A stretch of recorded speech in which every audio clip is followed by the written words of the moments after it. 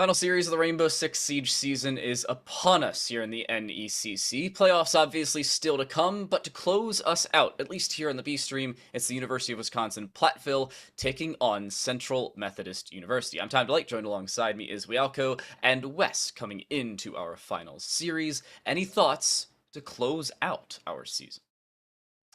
Well, we got a 4-2 team versus a 2-4 team. So, I mean, there is a favor here right in the side, I believe, of Platteville. Platteville. Yep, sorry. Blanking on the name there. The UW school versus a private school, I believe, Central Methodist. So, we'll see how it goes. You never know, but we are taking the top 8 teams. So, I haven't looked at the standings fully here. But like in the division for my team in Valorant, there's still plenty of teams at the bottom who are all really close with like 3 and 4s and such. So I imagine it's probably pretty similar here in this division where this 2 and 4 team, if they win this game, they still could make that top 8, right? Because it's only 2 teams out of 10 getting eliminated. So I mean, they're still fighting for something here for sure. The other team, I mean, they're pretty much guaranteed playoffs with that record 4-2. So I really doubt that they're fighting for playoffs, but they might be still fighting for that seeding. So I mean, there's still something to be gained on each side. We can pull up the rosters though, take a look at these different players, take a look at what year are they in, just to understand their circumstances. There is a senior here, a couple juniors, or one junior we can see, and that senior is going to be legally dead. And that's, of course, this is the Platteville team. Something that I like to highlight just to understand that this is their last year. So, last hurrah for them to try and go in here. But just going through the list here, we got Murray, the Dopefin, HM3, Rusty Tender, and then, of course, Breadstick. And with Legally Dead coming in, they need to make sure they can close out their collegiate career with a W. Here for Central Methodist, it's Wolverine, Boosted Sky, Grinder 02, and Joe Gaming. Now, a little bit more diverse in terms of their years. 3 sophomores, 2 seniors, a full house of years, I suppose, in terms of their overall ages coming into things. I still am going to say, even with the 2 seniors on the board, I favor University of Wisconsin at Platteville. Unlike traditional collegiate sports, I don't think your year or your experience has as much of an influence on your overall outcome. Into our map vetoes, we're playing the most commonly played 3 maps in Rainbow Six Siege. Not in any particular order, but Clubhouse, Chalet, and Oregon to go through things. Now, Wisconsin Platteville chose Clubhouse to open things up. Usually that's left for a decider, should it be left over. I'm a little surprised it's our first map of the day.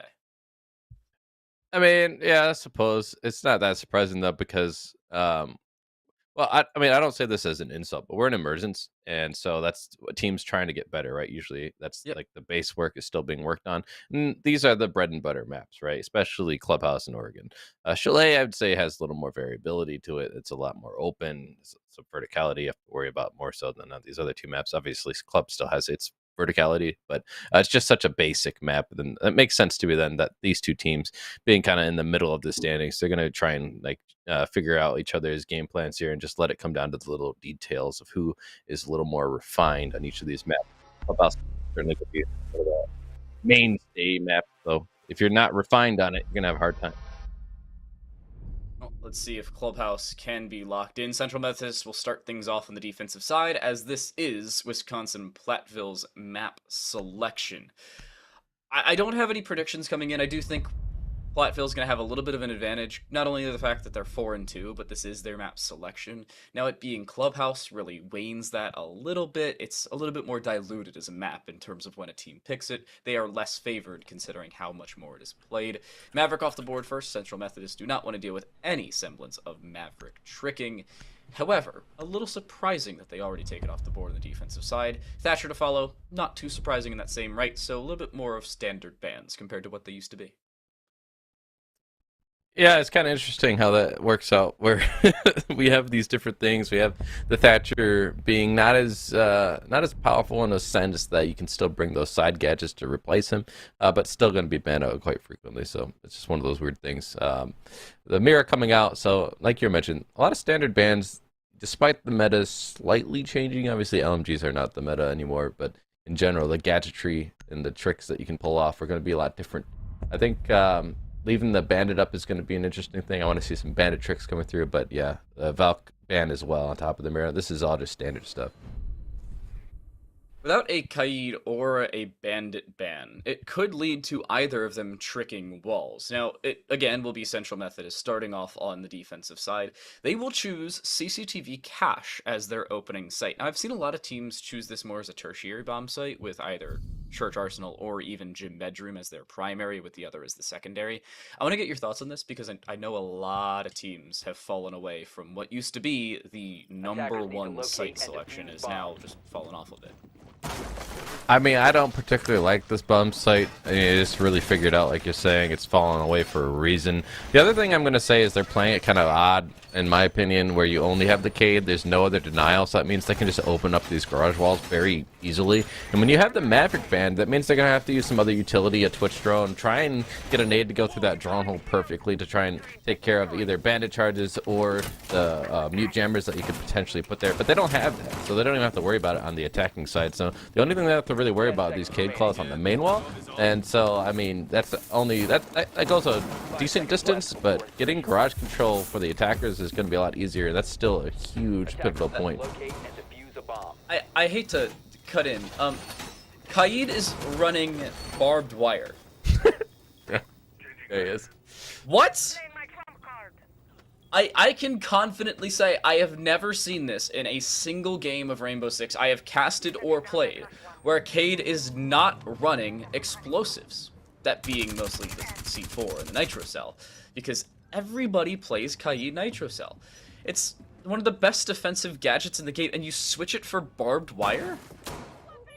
Not to mention that's the only one that they would have. They better have some strat for this. They better have some strat for this. Because they have no smoke and they have no C4s. What's the denial here if they get in? What? There isn't one. Maybe they have the Surya gates, but even then you just throw a couple drones at it. Maybe Selmas, because you have them on the board. You could even throw those EMPs at them, but, well, you already have the information as to the whereabouts of those Electro Claws. They already opened things up, not only with a kill from behind, Rusty Tender, she's able to get a kill, but flanking now from the backside. Yeah, playing behind the cache stack, you're able to find damage, just not lethality for Sky, and already being opened up from both sides is both sites. Sky taken off the board, a double now for Rusty, low HP sure, may not really matter. Already 2 down for Central Methodist, has brought one back. Yeah, Grinder getting that kill onto Legally Dead. Swolverine taking some damage, but still alive. This angle down from below onto that hatch. If Rusty isn't careful, she could be taken out here, so she's going to be very careful on that. Swolverine, though, staying alive, it mattered. Now it comes back to haunt the side of UW-Platteville, and that's going to be a death of Murray the Dopefin. And from the below, that angle we talked about before, Boosted gonna get that kill on to Rusty Tender. She's gone, and now after the 2 opening kills, they're not finding much success. They've lost 3 bodies in a row. They've run into the issue of hurry up and wait, where they've opened up multiple avenues into the site. They even found 2 opening picks, and then they just decided to sit there. And the issue, when you slowly swing angles with information available for the defensive side, you will continue to lose fights. Breadstick does take away one of those Electro Claws. The other one's still up, but it was dealt with earlier with that single impact EMP on the board. Grinder playing out towards that E-box position, or the AC position, but it's still being shot back by Breadstick. Decent bit of damage done, almost 70 as it stands, but UW-Platteville went from a convincing lead in terms of manpower and, at this point, kills, to barely having a way onto the site and a man down. And the utility is not great. They have the breaching charges on Nomad, so not even any flashbangs. You have 1 smoke now at Thermite, and like you said, their positioning isn't even great. The diffuser's also down. This is just looking rough. They have eyes on where that diffuser is too, so all Silverman has to do now is play time. They're going to feed right into his lines of sight.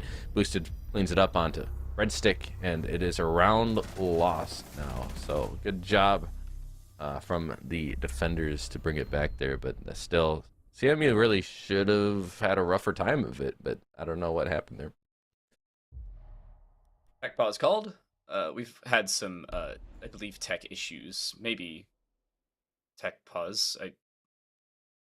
I don't know. Anyway, we will call a timeout so players can get back in.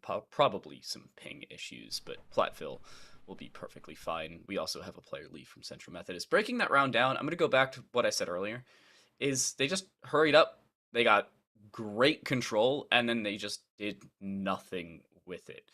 They were outside the site, They had two different avenues of attack onto two different sites. They could have gone up red, they could have gone straight in towards CCTV from either the window or the wall, pun intended. And yet they just didn't. They didn't clear out garage, they didn't clear out the cache site whatsoever, and they were torn apart from below, in front, and behind all at about the same time. You went from a 5v3 to a 3v2 in the blink of an eye. Oh, interesting. That timeout, yeah, that's the difference. It should have been a pause, not a timeout. But It's in any crazy. case, here we go. They're getting some people back in. Rusty Tender is back, so that's one of the players now. Just one more remaining. They can at least pick their site, get ready to go. But it was rough though, like you said. They kind of had the opening kills, and then what happens? They just stall out, and they get caught from a lot of flanks and a lot of different angles, like you mentioned. I think that despite the Nomad being there, I think they're just too reliant on it for one, and also just not having that awareness of that hatch from below. Like you just got to watch out for that angle. And if they had droned out earlier, they could have found out what the defenders had for their lineup. And if you know there's an Oryx on the board, you almost can guarantee they're going to be roaming around, especially below, because you can just jump up through hatches later. So, I mean, that's just something that they're going to have to figure out as they go forward, of just capitalizing on information a little bit better. Um, but I'm wondering if we're going to have a rehost here if these people can't get back in the lobby. Possibly. A little concerned, considering, Rainbow Six Siege servers exist. Already the concern of the day, I suppose. What can be changed there, Wes? Because into that round, it looked fine for Platteville. They had good openers. They had good ways onto the site. The droning was there, at least for information early on. They found out where the Rotila Electro Claws were. They could snuff them out, open up the wall on both sides, by the way, yet just really didn't play off the advantage early on. I mean, like I mentioned, if they had just found out information about what the lineup was, they also would have realized that garage was relatively free. I mean, you can open up those walls in the bottom garage and just move in. And then on rafters, again, they didn't have the necessary lineup to really defend rafters either. I mean, they didn't really have anything to deny all the throwables that you could have had. They also could have brought more throwables. I mean, we saw that the Nomad didn't even have flashbang. She had breaching charges. It's just kind of weird. They didn't really play the utility to the best that they could have. And so I think that'd be definitely an area to change, is just to think about what your lineups would be, and then also just bring more utility that's useful. Overall, breaching charges just aren't that useful. Overrated, personal opinion. Unless you were playing a vertical down play and setting it up way ahead of time, just play Sledge. A, nades, B, Sledgehammer. Basically a crap ton of breach charges. Pretty useful, if I do say so myself. Unfortunate, we will most likely have a rehost coming into this. We had word from our observer that no way back into the lobby there for the player from Central Methodist, so they'll try and remedy the situation and get things back underway. Luckily, the rehost was fairly early in the match, so only having to change one round and then, putting in your operator bans, not all that difficult. Just a little bit of tedious work. But, Rainbow Six Siege, tech issues, hand in hand. Well, the positive side is that I don't think that timeout should have been used technically, because technical things True. are different from tactical, right? Those are specifically for tactical. So I mean, this resets the lobby so that they'll have their timeout back, which I think is good. So I mean, we'll look on the positive side, like you said Yay. too. I mean, it won't also be that hard. You have to put in like let's say it was overtime, you'd have to go through and put all the different rounds. I guess in overtime it doesn't matter, right? You could just like throw whatever the ratio was. True. Sure, you But get like there. if you get to round 12, that's when it's like, you have to set in all first 6 rounds and then correctly with sites and teams the second half. Again, tedious process. Observers, if you ever go through rehosts, just know we love you and we're sorry. They're not fun.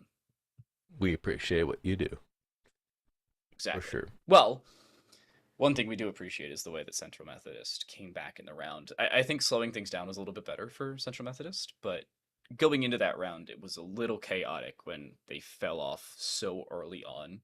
Falling 5-3 down or 5v3 down is not easy to come back from, but they showed how quickly they could do it. What we're going to do is we're going to get this rehost underway, and when we do get it completed and the players back in the lobby, hopefully computers functioning just the same, we'll be right back from the break.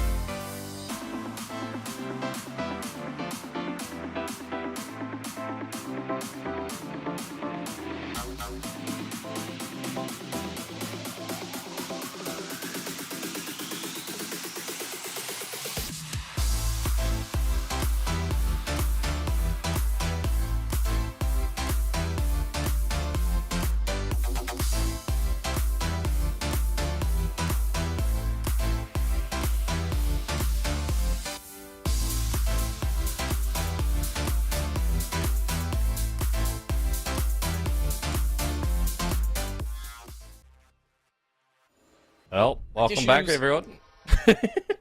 down the drain. Indeed. We have hopefully solved the issues now.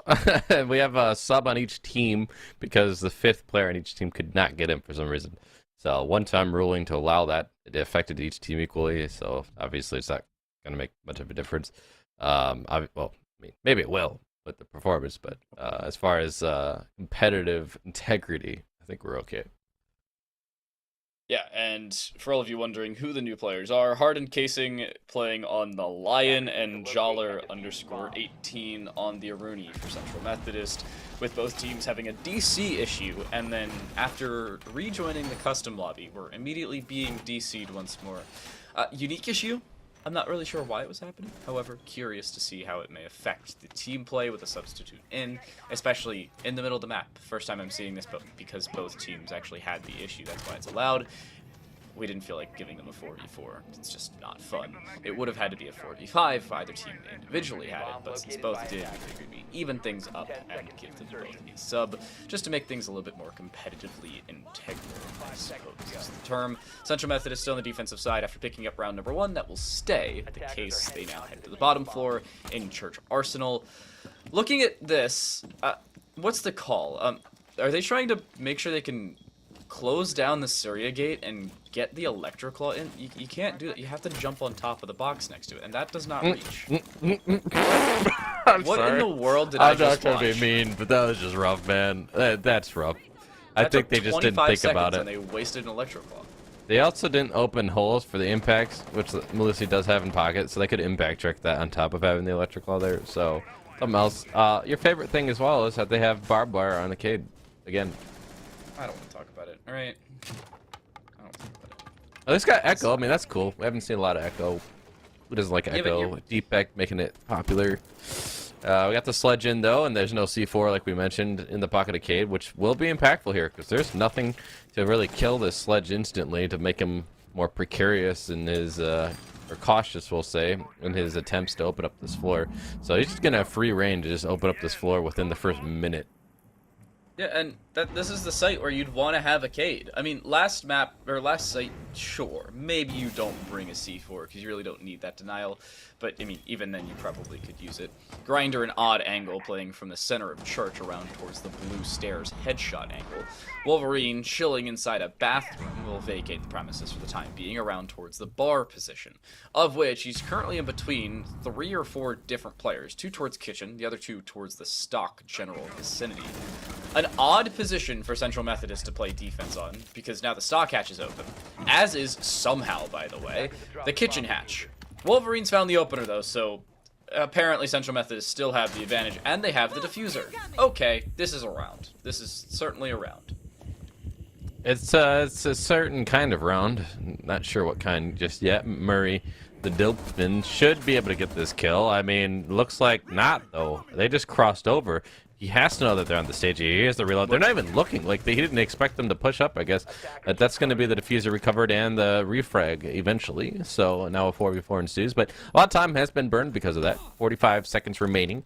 They do have the hatch open. So now they're just going to get some control. Bottom of main here. Hardened Case is going to get shot. Those feet can be seen. And that's Joller, the sub, coming in and getting an impactful kill here to give them back that man advantage. Only 30 seconds remaining.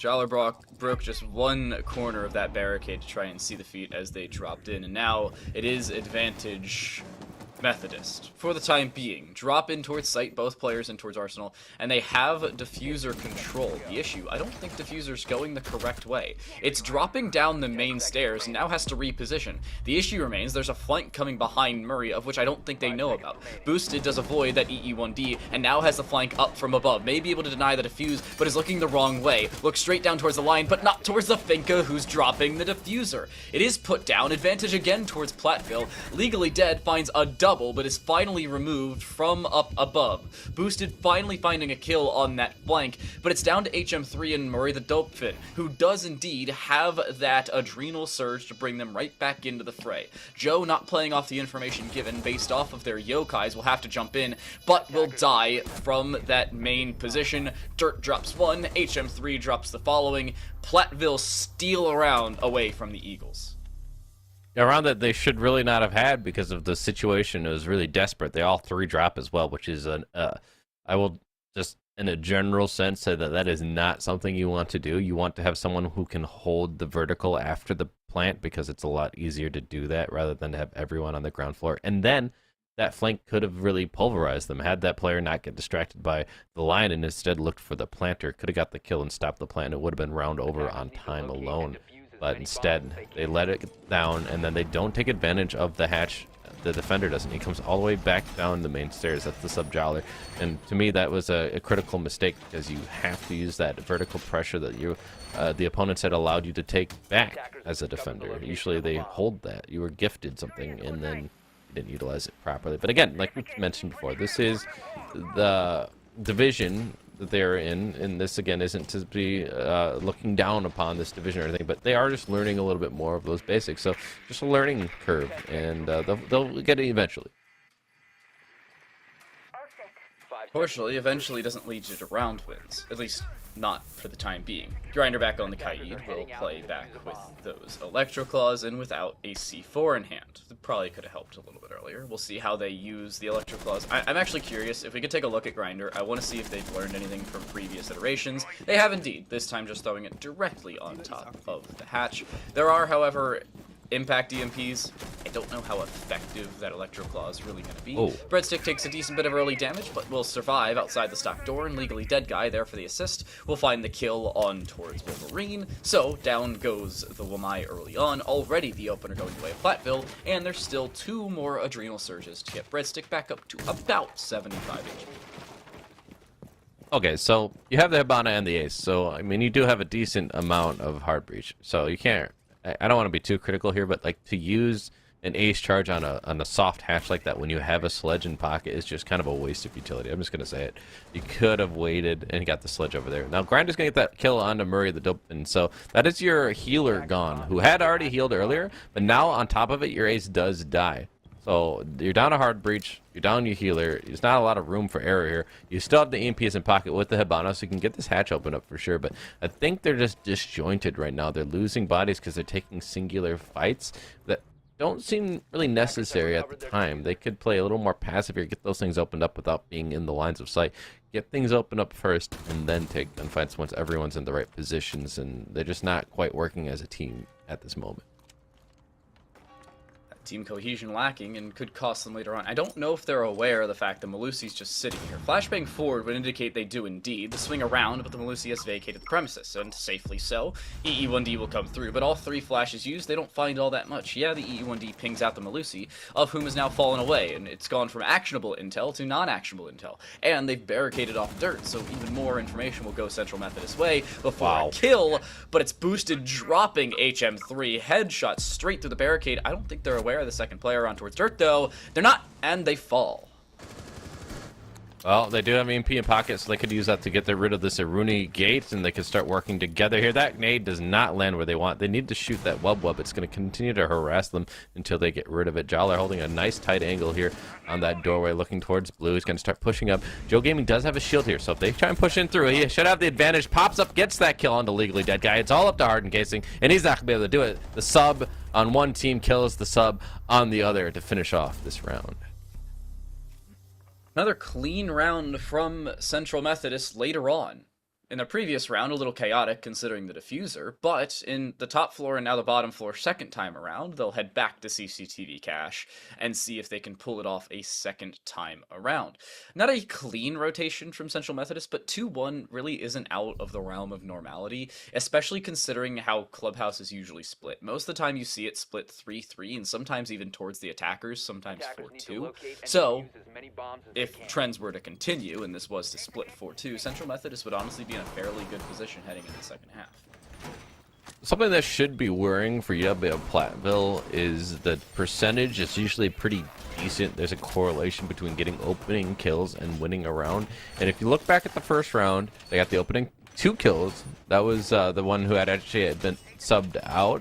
I'm trying to remember her name. offhand, can't remember. But she got subbed out. She was on the A's. She got the 2 opening kills. They still lost that round. And then we just saw last... Yeah, there it is. Yeah, thank you for that. And then this past round, they get the opening kill, and then all of a sudden they get 2 against them, and then they have no way of really recovering in a 2-2 at the end. Again, getting opening kills should normally lead to a round win, at least majority of the time, and they've done it 2 times where they've lost. So not a good stat to have. It's a chaotic stat, that's for dang sure. Not really one that approaches the realm of normality, but a stat nonetheless. Wolverine playing the flank this time around instead of on the Oryx will bring in the Melusi. Shoots out the radio. I don't know if that's been heard, though. And Hardened Casing's just waiting here. The drone is missed, but no! Wolverine runs away. Man. If Wolverine stays there and isn't heard, they're basically able to freely walk forward and sit inside a gym. I don't know if they would have been cleared by that drone. Nonetheless, the drone will come through, it'll drop down the main stairs, and inevitably see that Melusi, but Breadstick sees them first, and the opener goes the way of Platteville. Well, like I pointed out just before that, they've done this before and lost the round. So now they need to show us that they have consistency and continuity. Can they continue around through? First step, get opening kill. Usually a very good step. Next step, open up some walls. Okay, but like, can you get to the finisher? Can you get the execution onto site and hold it down? We have seen them do it on the second round, right? They got into the basement. They got the plant down. They held out on the post-plant situation. Now they need to show us, though, that they can get there. We've seen them kind of fumble on these second steps. They've got their first step done. They have the wall open, but they lose a body here. So kind of seeing a little bit of history repeating itself in that first round. Nade through there for Hardened. That should clear out whatever is on the other side, and a follow-up need to clear out the Syria gate, and then they shoot this. What in the world is going on here? Now looking to spray around towards red. No easy way to take that fight, considering you, have Peeker's advantage, but they can return with immediate whereabouts as to your position. The Ionox camera will find the whereabouts of the bandit sitting on site, but a fairly mobile German op will get them out of dodge, and a shot across as Grinder is able to drop HM3. Breadstick just is about to walk up red stairs with a drone. What in the world are these rounds? Lack of cohesion for sure. And again, this comes back to that point I was making where they can get opening kills, they can get the first steps done of getting a wall open, but when it comes to the execute, they seem to be lost. They don't know what they want to do next. They're not droning for each other. They're not clearing out sites. They don't seem to be aware of the positionings of the defenders. And certainly it's just going to lead to rounds like this where you get an opening kill, it looks good, and then everything falls apart. And that's been the story so far for UW-Platteville. They need to find that second step and, more importantly, the last step. They need to be able to get into site and get some plants down. They were to do that in round 2, since not all that much luck. Central Methodist will not have the basement open because they didn't cleanly complete the rotation. They will be forced onto gym bedroom, and then Church Arsenal is available to them. UW-Platteville need to pick up this round and need to put themselves in a fairly good position pushing forward, because remember, this is their map selection, yet Central Methodist, as of right now, have a fairly good position in terms of not only a 2-round lead, but 2 more rounds to play on defense. 2 rounds in a row leads us to the third site, which is going to be gym bedroom, and it's a site I do like. In fact, I like it more than... Oh, okay. I'll talk about that in a second, but I do like it more than CCTV. Now, the wall that we just saw reinforced in construction there, leading into cache, is usually left open, and you want to extend out into the cache room and leave that with some bullet holes so you can shoot from cache over towards that window of construction. Now they're pretty much just showing us that they're going to give up this control, and it's going to make it a lot harder to lock down this site. Looking at their composition, not only the operator composition, but how they've set up, it seems like they want to play a turtle comp with a late lurk as a possibility here in Wolverine, which is similar to that of what we've seen before. Wolverine, by the way, does not have impacts to open up that barricade and possibly run out, so no fun will be had, at least not here for the Melusi. They've already used those to create some rotates. They may have been able to find a couple kills as well around the Jacuzzi side, but instead will almost certainly have to back away, not even being given the time of day by Platteville for the time being. Gonna focus on Jacuzzi, it seems. Can't do it by yourself, though. They also have Osa and didn't bring the EMP, so they have to rely on the Lion who has the EMPs, who is somewhat nearby but doesn't seem to be supporting the Thermite and getting that opened up. I guess the Osa is going to just focus on that window of Jim to try and push people away from the wall so that they can make sure that no one's going to be like tricking it, for example. And so it makes sense. It's a good idea. Maybe they can even locate the claw and shoot it, but no luck so far. It is burning time is the concern here. They need to get this wall opened up a little quicker. Not only that, but they have drones. Just throw a drone in, bang, find your information, bang, throw an impact EMP at it, bang, walk away with a round. Due diligence there for UW-Platteville. No, no. What the heck did I just watch? A fall off of the roof. So that's not good. They have to waste an adrenal surge on it, albeit they do pick up their fallen comrade, who did not have to go be retrieved. Jawler does get dropped. Without that adrenal surge, Murray the Dolphin is dead right now, and Jawler walks away with their life. But not the case, at least not for the time being. Wolverine flanking behind has not been heard, needs to find the sledge, but doesn't see the Finka. What in the world is going on in these rounds? Wolverine somehow still alive. Hardened Casing should be dead on the floor, as should Murray for the time being. Now Hardened Casing finally taken off the board. Grinder wins the fight against Breadstick, who should have been clean and clear with that in their back pocket, having the Talon shield. Now the spray in return. Murray the Dolphin uses another adrenal surge and is back up to like 40 HP. Huh? Okay, well, whatever. Wolverine finally gets taken out. Now, they had a dire situation after shooting and missing the shots. They give away the position. They still get a 1v1 gifted to them by the sledge. Hardened Casing, who does die. Now it is back to a 3v3, though. After that refrag, you see HM3 is in Logi opening up the wall, so they have some lines of sight, but they are going to be greeted, it looks like, by a shield, so they need to get a pinch here. Murray the Dolphin has to come around through that doorway of construction. They have 15 seconds. They have no time to get on that drone. They know it, so they have to push in and get some cross angles, hopefully with their teammate, and they have another one fall. Legally dead guy dead on that window.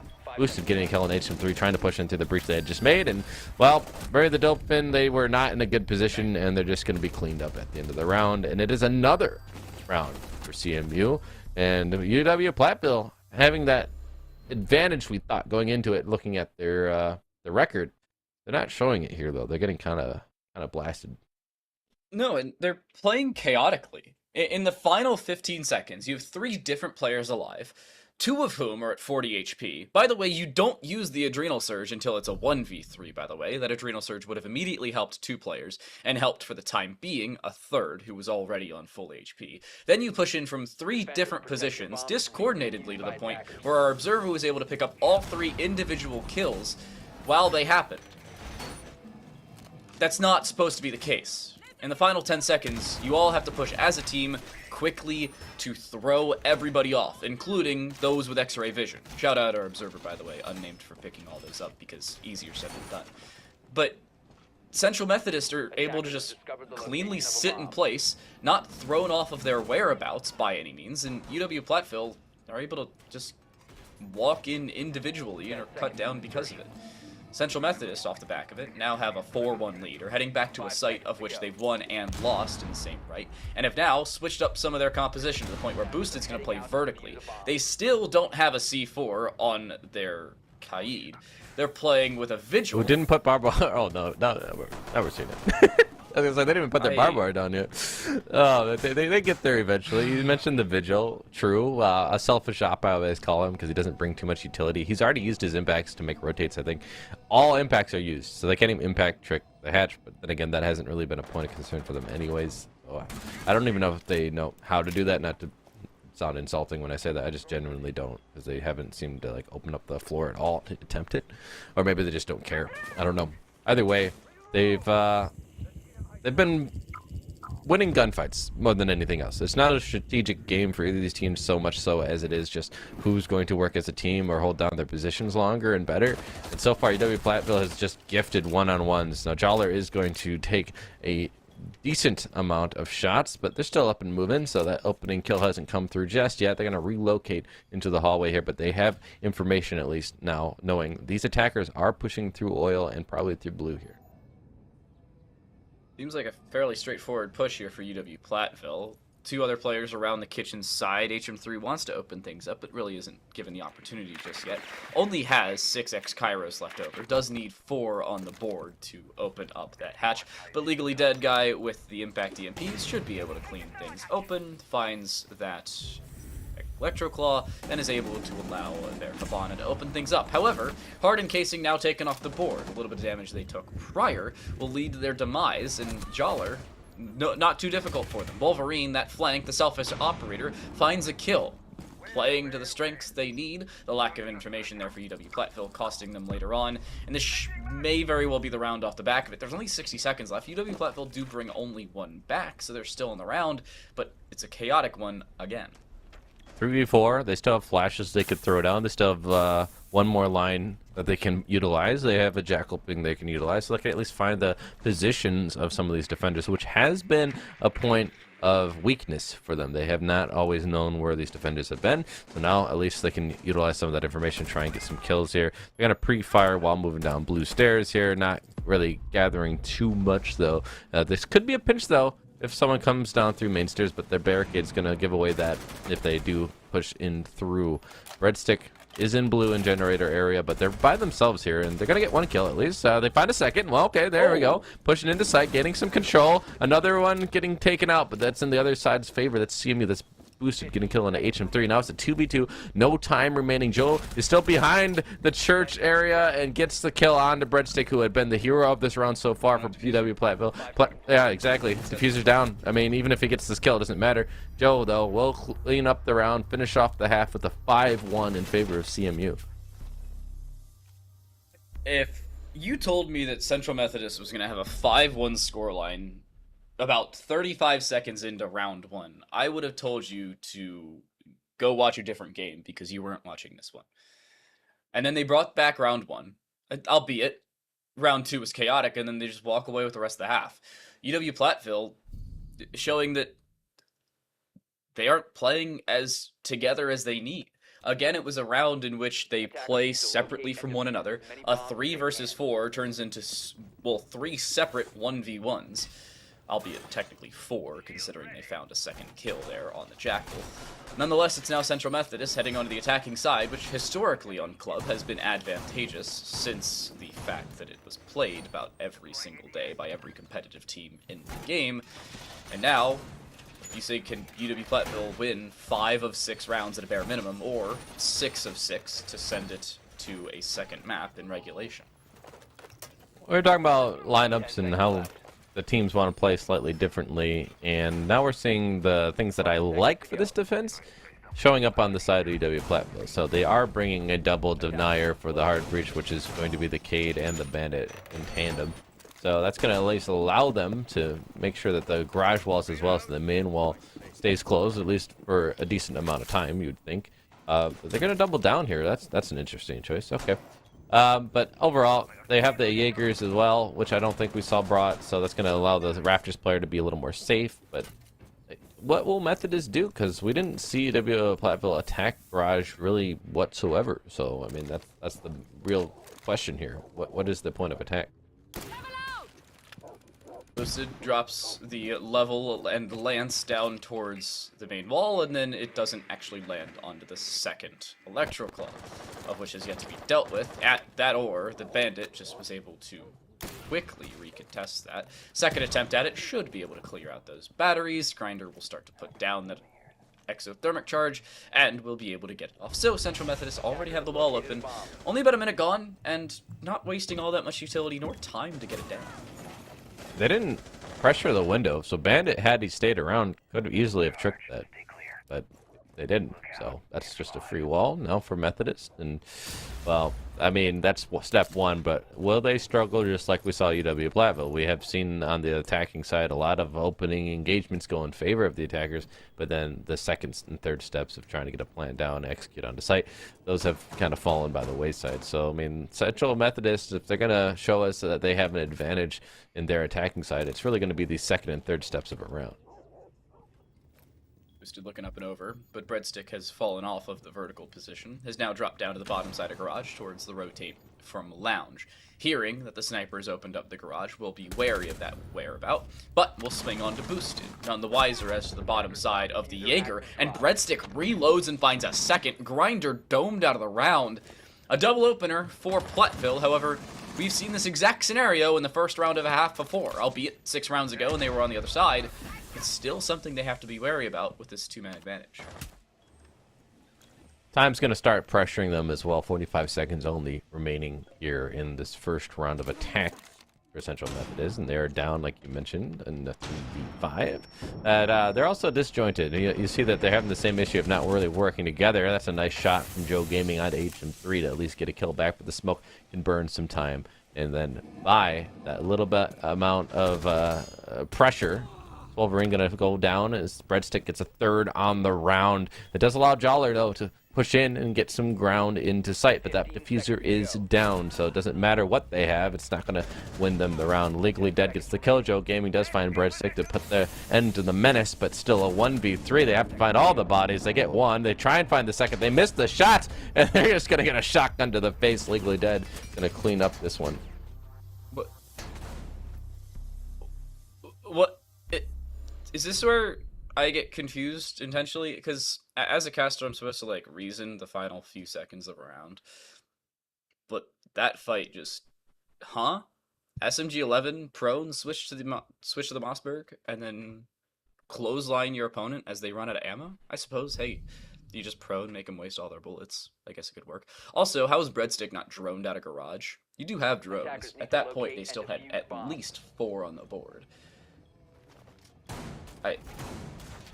That was a round that happened.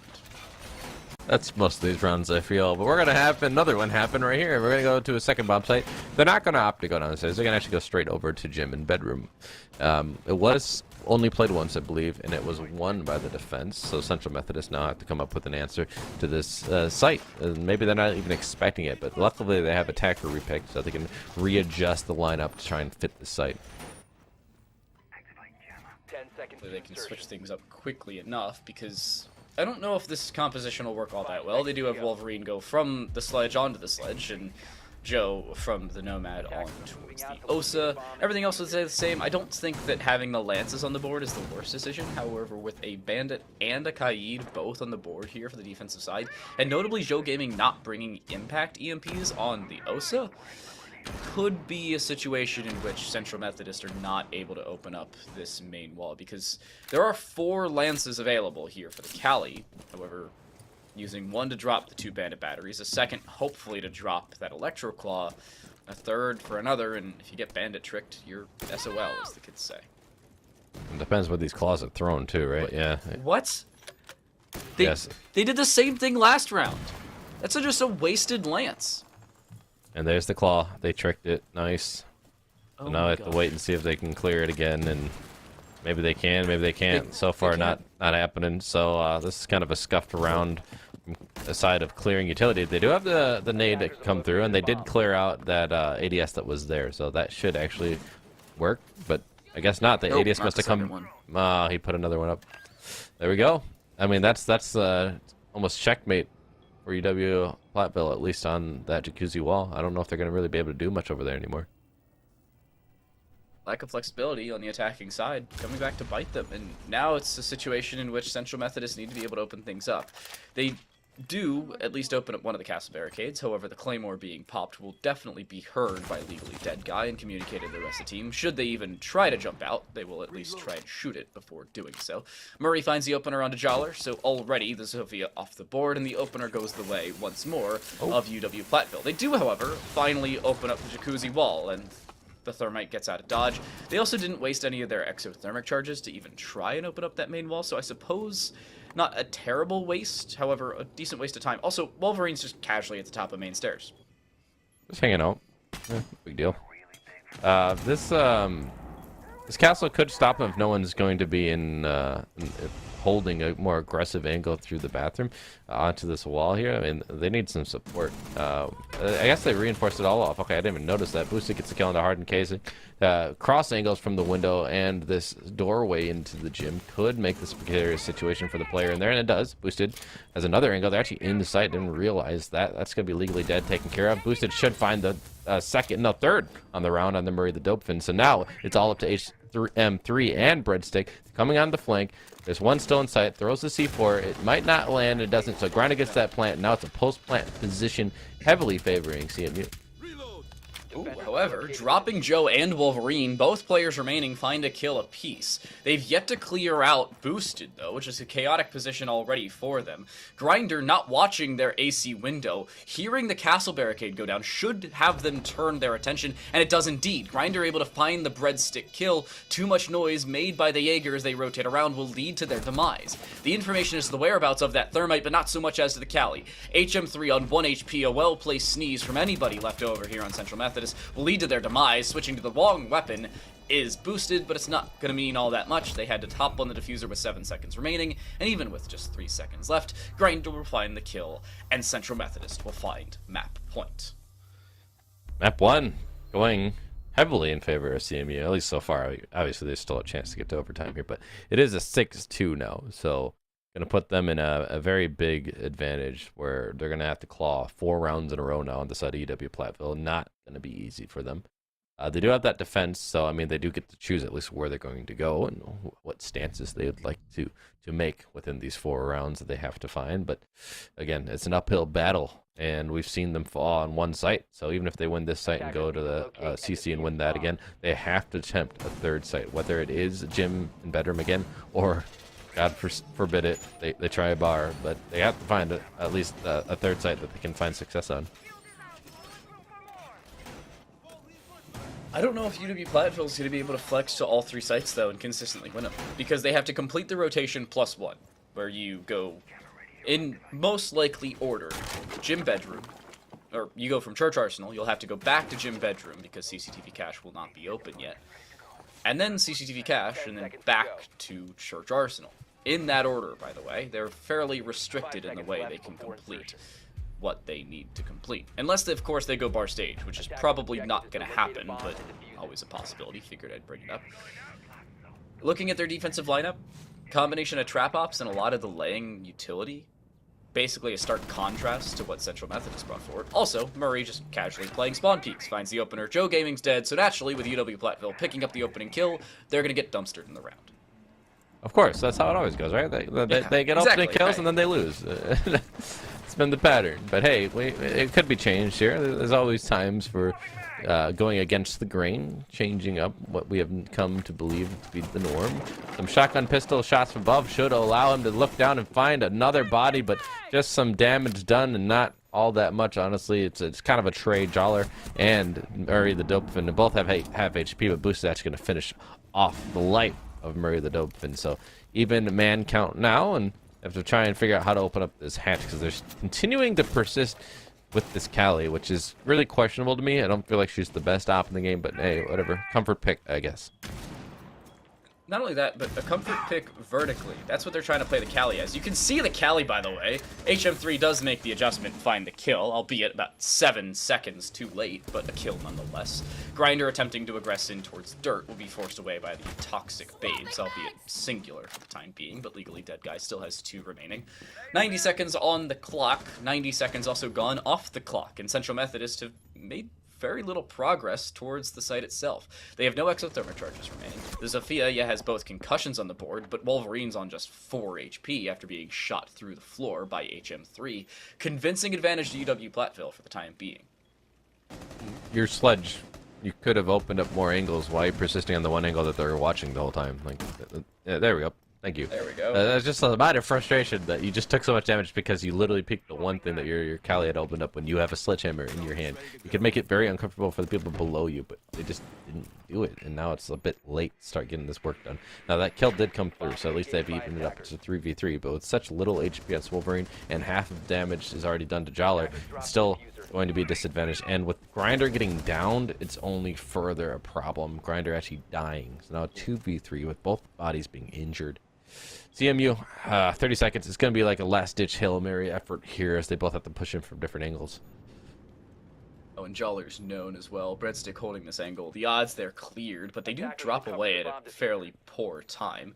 Wolverine trying to play in through the rotate created from Arsenal. Joller sees the Jaeger and finds the kill. Looking for a readjustment, we'll see the Kapkan. Not able to find that kill, at least not that time around. Does not have the diffuser. That's Wolverine. Oh, no. However, they walk straight into an EDD, and HM3 will close out the round with a triple kill. A clean one at that. UW-Platteville stay alive for at minimum one more round, and will initiate the final rotation they require of 3 rounds in a row. This match wouldn't have been complete without a Kapkan kill, trap kill specifically, as you That's mentioned. So put that one on the bingo sheet. We have checked it off. We've hit it. 6-3, so 3 more need to be found. They can go back to CC now because they had attempted 2 different bomb sites, won 1, lost 1. And even if they win this one, like we said, though, they still have to go back to gym in bedroom, or they have to go to bar. So it's still a hard battle for them. Now, they could certainly change it up. It was close. It was a 2v2 at the end of it all. But it was a post-plant 2v2 with someone outside, which is always a hard situation to win. So they just need to, I think, have a little more success and watch their bomb site a little more carefully, because they let them get inside really early on gym bedroom. Obviously, they're in CC now, so I don't want to like jump the gun and jump to a round that hasn't even started yet. We're in a different round, but if they get there, that's something I'm gonna watch out for.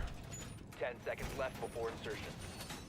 Another thing to be wary of is going back to CCTV cache. Last time around, chaotic route to say the very least. Central Methodist, I think, kind of didn't really give it away, but gave Breadstick too much of an opportunity to capitalize off of a position that really should have been droned out. That being inside a garage, they still had 4 or 5 drones remaining, and yet just did not clear out the garage. 3 different players, by the way, from 3 different positions, all just not fully clearing it. Albeit the refrag was attempted by Grinder, they were just shut down. Attempted exit thermal charge being put down. I don't know if that would be taken off the board. They do bandit trick the wrong side, and HM3 will have to back away. Already opening up the wall, 25 seconds into the round, and costing 3 bandit batteries to the bandit himself. Great opener, alongside a dome of Breadstick. So he who capitalized earlier has now been capitalized upon. The opener goes the way of Central Methodist, alongside the wall being opened itself. Interesting to have your sniper kind of almost be an entry. You've seen them go into the kitchen and open up vertical holes instead of the sledge last round. Now we see them going and getting on the breach right off the bat, and they've had a kill.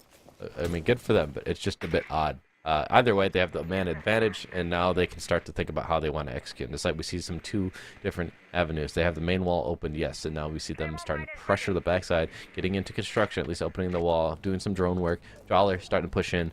So they just got to make sure that they time this together well. We don't want to see the disjointed efforts that we have seen time and again on the attack. Not only that, but they're also droning Joller in fairly well. There's no semblance of a flank here for the Zofia, and the drones will find all the information required. Hardened casing, I'm assuming, has been yellow pinged, considering they have not moved from their current whereabouts.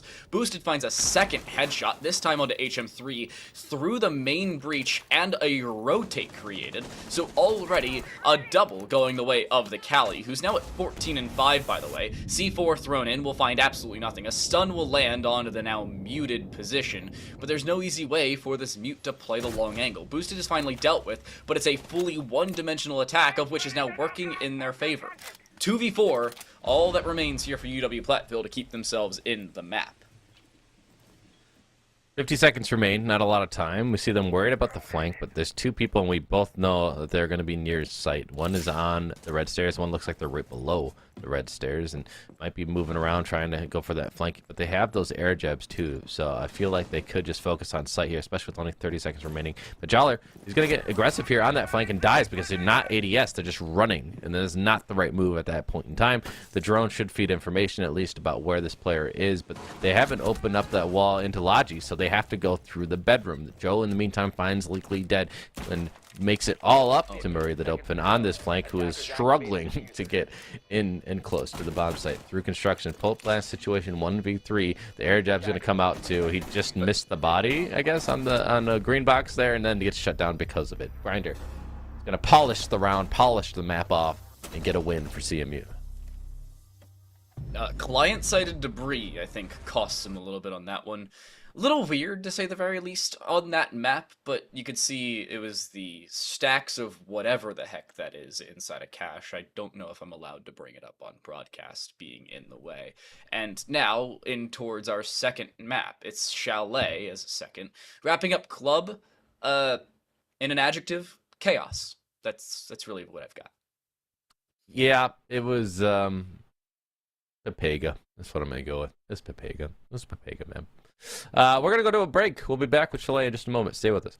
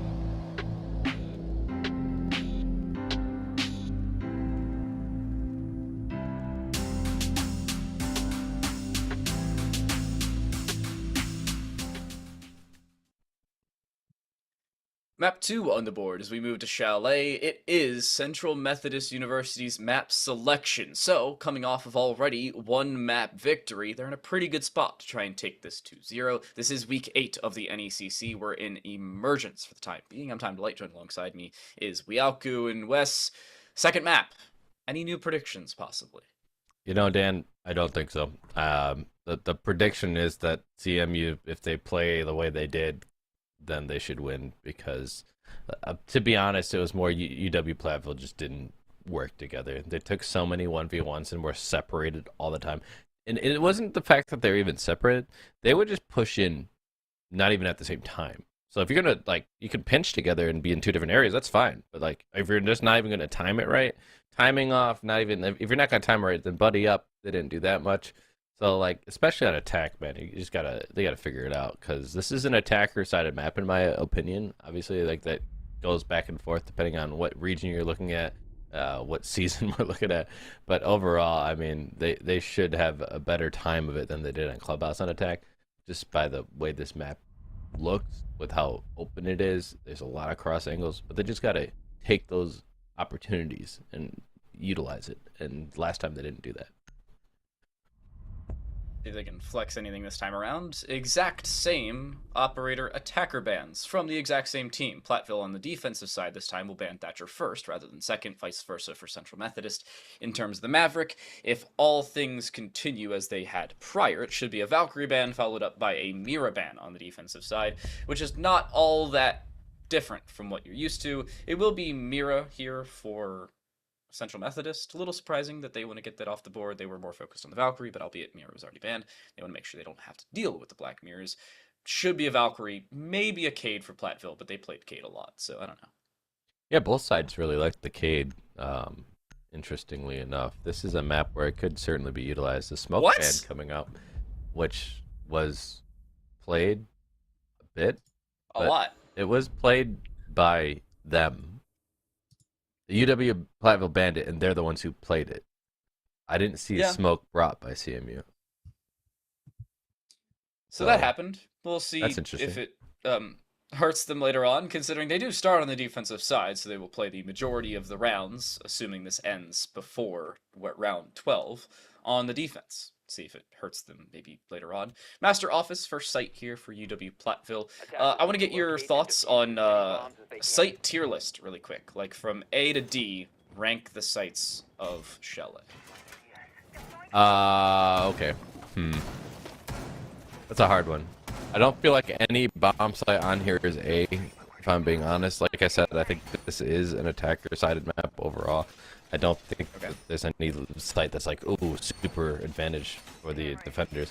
But if I was going to say the top sites, I actually kind of have a tie between this site upstairs and Bar. I do like Bar a lot. If it's played, it's a harder site to play, but I do think that it might even be better if it's played properly by a team.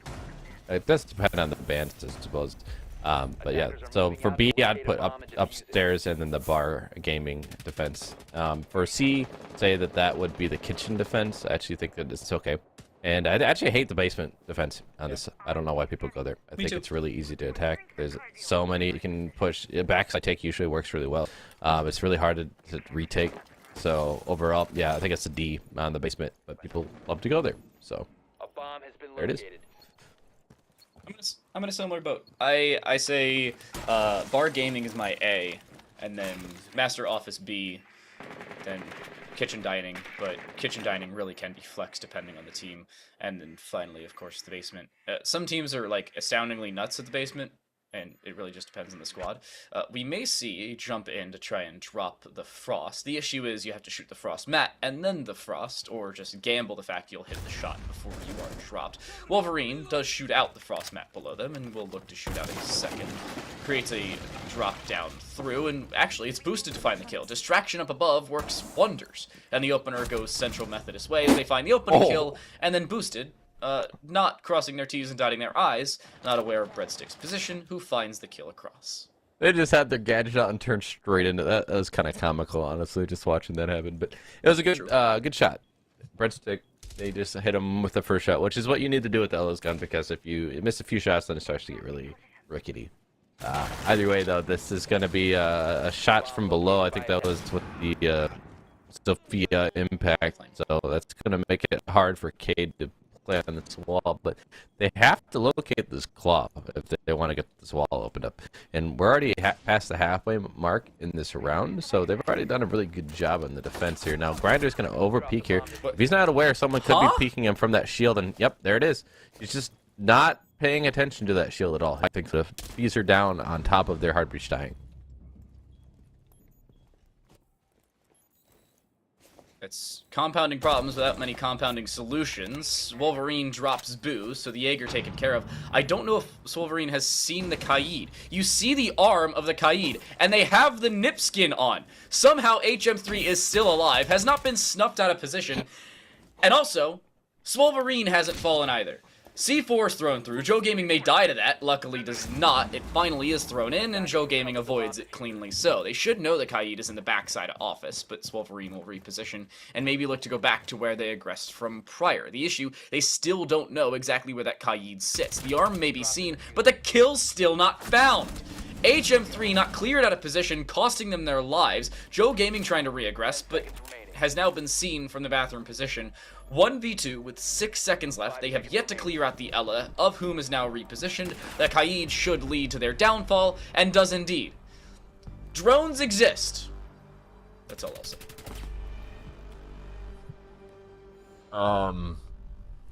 Yeah. That was rough.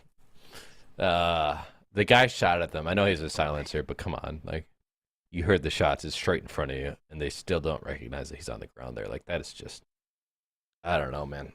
I admit, in my arena, at my school, I don't particularly like the headsets. I'm just going to be straightforward about it. They kind of suck, so it makes it sound hard. So I'm going to give it the benefit of the doubt. Bad headset, bad gaming chair moment. Attackers need to locate Gave him and bad luck. defuse bombs. We'll move on to the next round. I'm in a similar boat with the headset thing. My esports arena, I don't know what headset brand they use, but you can, like, not hear anything, so I was bringing my own. I just don't deal with it.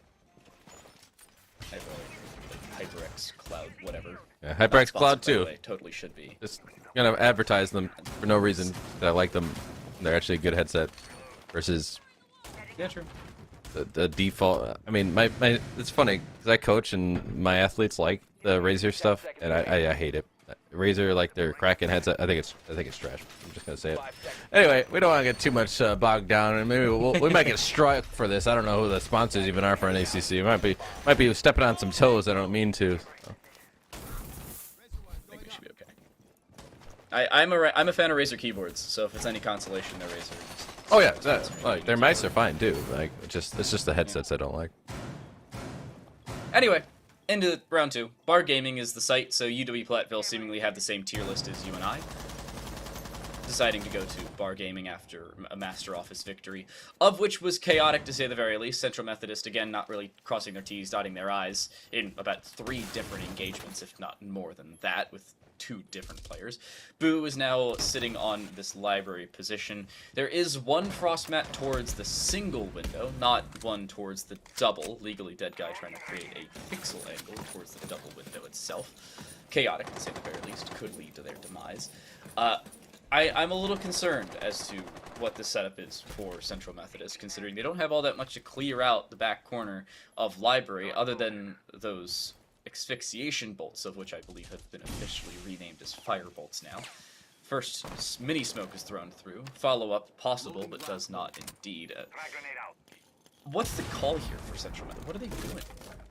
I think they're still feeling it out. I mean, they don't have the IQ to call out where that black eye was. They're gonna just jump in and then jump out. Interesting decision. It's gonna not really net them much, and they're gonna actually die. Right, the dopamine gets killed, but Solverin did get a nade kill onto a player above. That's the Jaeger. I believe that might have been in the corner there. Couldn't tell, but that player is at least removed. So I mean, that makes it easier to take library, but they still have to deal with legally dead guy, the Valkyrie, who has persisted. There is that black eye that is in living room. HM3 on the backside. They try to go through mud. They're not even giving due respect to blue stairs, and that is just a mistake. And it's going to make the diffuser down now, and this is a hard round to recover. Especially considering you've lost a lot of your sectioning utility. Gridlock off the board, no track stingers left over. Capital off the board, no asphyxiation bolts nor smokes left on the board. However, a return with the PDW dropping legally dead guy, so at least you remove a C4. But just like that, Swolverine's gone. Your sledge off the board. I would say they lose their nades, but those have already been utilized to find the kill on Taboo. So at a bare minimum, they do go 1 for 1 in the round. It's still a chaotic position that they have to worry about. Joe Gaming walking down the main stairs. Has to look down, though. Maybe taken away. Breadstick doesn't look up, but it's Murray the Dolphin to find the kill. And a 1v3 now for Jawler. This is kind of unwinnable given the positioning. He's in a 1v3. He has cross angles to watch. Someone's on stairs behind him, but they just let him walk in. If he's aware, he's getting pings. His teammates are pinging in the closet. He's not looking at it. That's where the dude's been the whole time. He gets a 4K. Murray the Dolphin. Well, congratulations, but also, where's the communication, man? You just had 3 other people on your team die to that guy, and they didn't leave that position. So you gotta be aware of it. You have to. I feel like communication's been a real questioning point for both of these teams thus far. UW-Platteville notably in map number 1 later on, and now Central Methodist here in map 2. Again, the teams just are not picking up their own map selections. And I would say, hey, this could be an issue with like the logos being wrong on our map selection tool, I suppose, or our map band screen. But I'm looking at the map band link. Clubhouse selected by UW-Platteville. Central Methodist choose defense. And Central Methodist choose Chalet. UW-Platteville B choose defense. This is Central Methodist map selection. Just collegiate things. Losing your own map choice. Who would have thought? I've seen it time and again now. It just seems to be a theme. And maybe it's because teams are just so confident that they don't really change things up, and so when they come across something that's different, or they come across a team that is purposely planned to go to that map because they knew that they would select it and they're just not ready for it, I don't really know what it is, but either way it's a problem. You have to win your map choice. That's typically where you should be favored, right? You should be going in with strats in mind to make it a successful choice for yourself. But in any case, we're going to go to the 3rd bomb site, which we have talked about the bottom floor being not favored by either of us, and like you said, UW-Platteville does seem to have a similar mindset to us with at least the selection of the bomb sites. So I'm glad to see that. They are now going to go to kitchen and dining and see what they can do as a lockdown, but we do see some roaming happening, and I can just buy them time as well.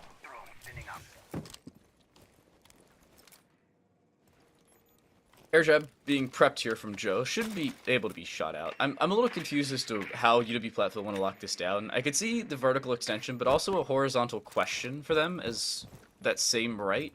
They also don't clear out that bar side. They're just not really thinking about it. Also, quick note, Breadsticks is walking up fireplace stairs and just has not been cleared. Not a single drone worried about them, not an air jab either. They don't see the thermite. They walk up fireplace and die to the thermite.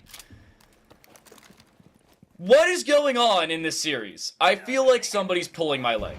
That was just a complete whiff on a dude who was in the lobby to his left. He just didn't see them. They use their lance here to get rid of that shield, which will be utilized correctly. Now, this is the hard part. There is, I believe, someone still lurking at basement. There's so many available staircases and just creep up areas to sneak behind the attackers. That's what makes it hard for them. At the same time, though, it gives them a lot of avenues onto sites, so that's why I still think it does overall favor the attackers. But if the defenders can be enough of a menace, it helps them be able to slow down the push, or if the angle's on a retake, slow down a plant, or help them with a post-plant situation. But this wall being opened up is not going to help them. They get shut down from different angles, one in sight, one from the backside. That's going to be legally dead, getting that kill as well. And now Boosted doesn't even see the person to his right, just misses them again. A triple kill from Murray the Dolphin. He's had a quad, I believe, last round. Now on a triple here. Might get the 4th, because they are about to engage with Wolverine, who's the last one alive in a 1v3, 40 seconds remaining. They're not completely out of the question here, Wolverine. Murray the Dolphin's on like a sliver of health. looking in their general direction will basically lead to their demise, but, you know, finding them, a little easier said than done. They still have yet to clear out the flank that's sitting around Bar. They have to retrieve the diffuser, get onto the site, and then get it down, all before time runs out, of which there's only 20 seconds remaining. Unfortunately, wasting a whole lot of time and not having the drones to do so. Doesn't even seem like Swolverine is going to be pushing in. We'll at least retrieve the diffuser and look to push on towards the site. The whereabouts of at least one player should be known. It is, however, Legally Dead Guy had a C4 down and prepped it before they pulled forward. They die, but so does Swolverine, and UW-Platteville complete their defensive rotation in a very chaotic sense once more. Go back upstairs. And as you mentioned multiple times, this is very chaotic. It's confusing as far as we try and think of fundamentals, right? You try and get some basic things down. For one of your defensive setups are pretty default. You just throw certain utilities, certain places, reinforce certain walls, right? That's just the basics of the game. And then you have certain people playing in certain positions, some roaming, some on site. On the attack, that's where you have to get a little bit more orderly. You have to actually have steps. Who's going to push in where on the map? What ground do you want to take? What walls do you want to prioritize getting opened up? What are the markers for success? Is it a plant? Are you going to go for kills? That really can define a round for you depending on what you want to do, what situations you find yourself in. Oftentimes, try and locate the roamers, hunt them down by droning them out and having at least 2 people on the hunt while other people are gathering information. We just haven't seen that on the attacking side specifically from either team, to be fair. Those fundamentals just aren't there. We're seeing just so much run and gun, and we've seen a lot of good defensive rounds because of it. UW-Platteville trying to pick up where they left off with round victories on chaotic sites. Very big switch for Central Methodist, by the way. Swolverine from the sledge to the gridlock. Grinder on towards the Nook for the first time thus far today. And Boosted goes to the Flores, while Joller picks up the support role after going 0-3 for the first 3 rounds. Grinder trying to play also kind of support, because they're 0-3 as well, but not fully doing so considering they're playing Nook. And droning themselves in up these back stairs. Breadstick sitting on cameras may actually die because of it, with the Nook pushing forward. They may be able to find a kill off the back of it, but they don't fully drone out that dining side, and because of it, won't be able to find what would have been a free kill. By the way, sound cues being given over by Murray the Dolphin, who also apparently has heard the Nook. And the Nook, not so much the other way, didn't use that Hell presence reduction, and dies because of it. I never thought Frost would make less noise in any engagement than a Nook. I don't know how they knew that. Yeah, I mean, the Knock must just not have been using her powers, got overly excited or something, or just the game sense, you never really know what it was. Either way, the Knock loses a gunfight in a 1v1 on a roam, so that's odd, like you said. Don't say that very often, but it happened. And now we have to see how they're going to take care of this wall. Now, they were bringing, and this is the hard part, we are just not seeing drones come through on the attack. It's going to allow these cameras to stay up. So I was going to mention, they brought IQ the first round. I liked that. They haven't brought it since, and I feel like it's going to hurt them even more. Ooh, getting a kill. That's their first of this matchup. They were subbed in for this map, first kill of the map, and it's going to help UW-Platteville even more. Now a 5v3 ensues. Oh, no. Murray the Dolphin also setting up this flank. I don't know if there's an air jab on those stairs, but there are at least track stingers. Those both make a sound cue when you take damage from them, and when you shoot them. Breadstick walking into the track stingers apparently was not heard, also didn't try and shoot them away. This is such a weird position for Central Methodist to be in. I don't know if they're even going to try and push this, because UW-Platteville wants to flank, but really isn't given the opportunity to do so.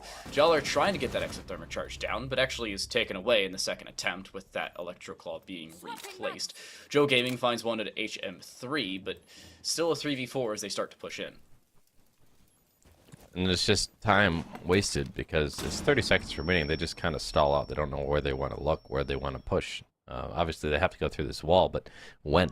And the longer they wait, the more the defenders are favored because then they can just peek and they can win on time. They have to go now. We see the flank is coming through, and it's going to get a kill. Murray the Dolphin. Swolverine does find a kill themselves, but it's a 2v3 post-plant. They have flanks coming from behind that they cannot cover for. Swolverine now again in a 1v3. We've seen this before. It hasn't worked out. And Murray the Dolphin, again, a multi-kill round. 4 for here. Gets the diffuser as well. And it's going to be a 4th round in a row for UW-Platteville. By the way, Murray the Dopefin just casually sitting on 11 kills through 4 rounds of play, for all of you who haven't been looking at the sides of the map thus Two far quad today. rounds and a triple round, by the way. Yeah, just, casually nuts at the video game, for all of you who are just joining us. Not as pop-off potential in map 1, because they were really shut down in multiple of those rounds. But now you're looking at UW-Platteville on the defensive side, looking to do to Central Methodist what was just done to them on their own map pick.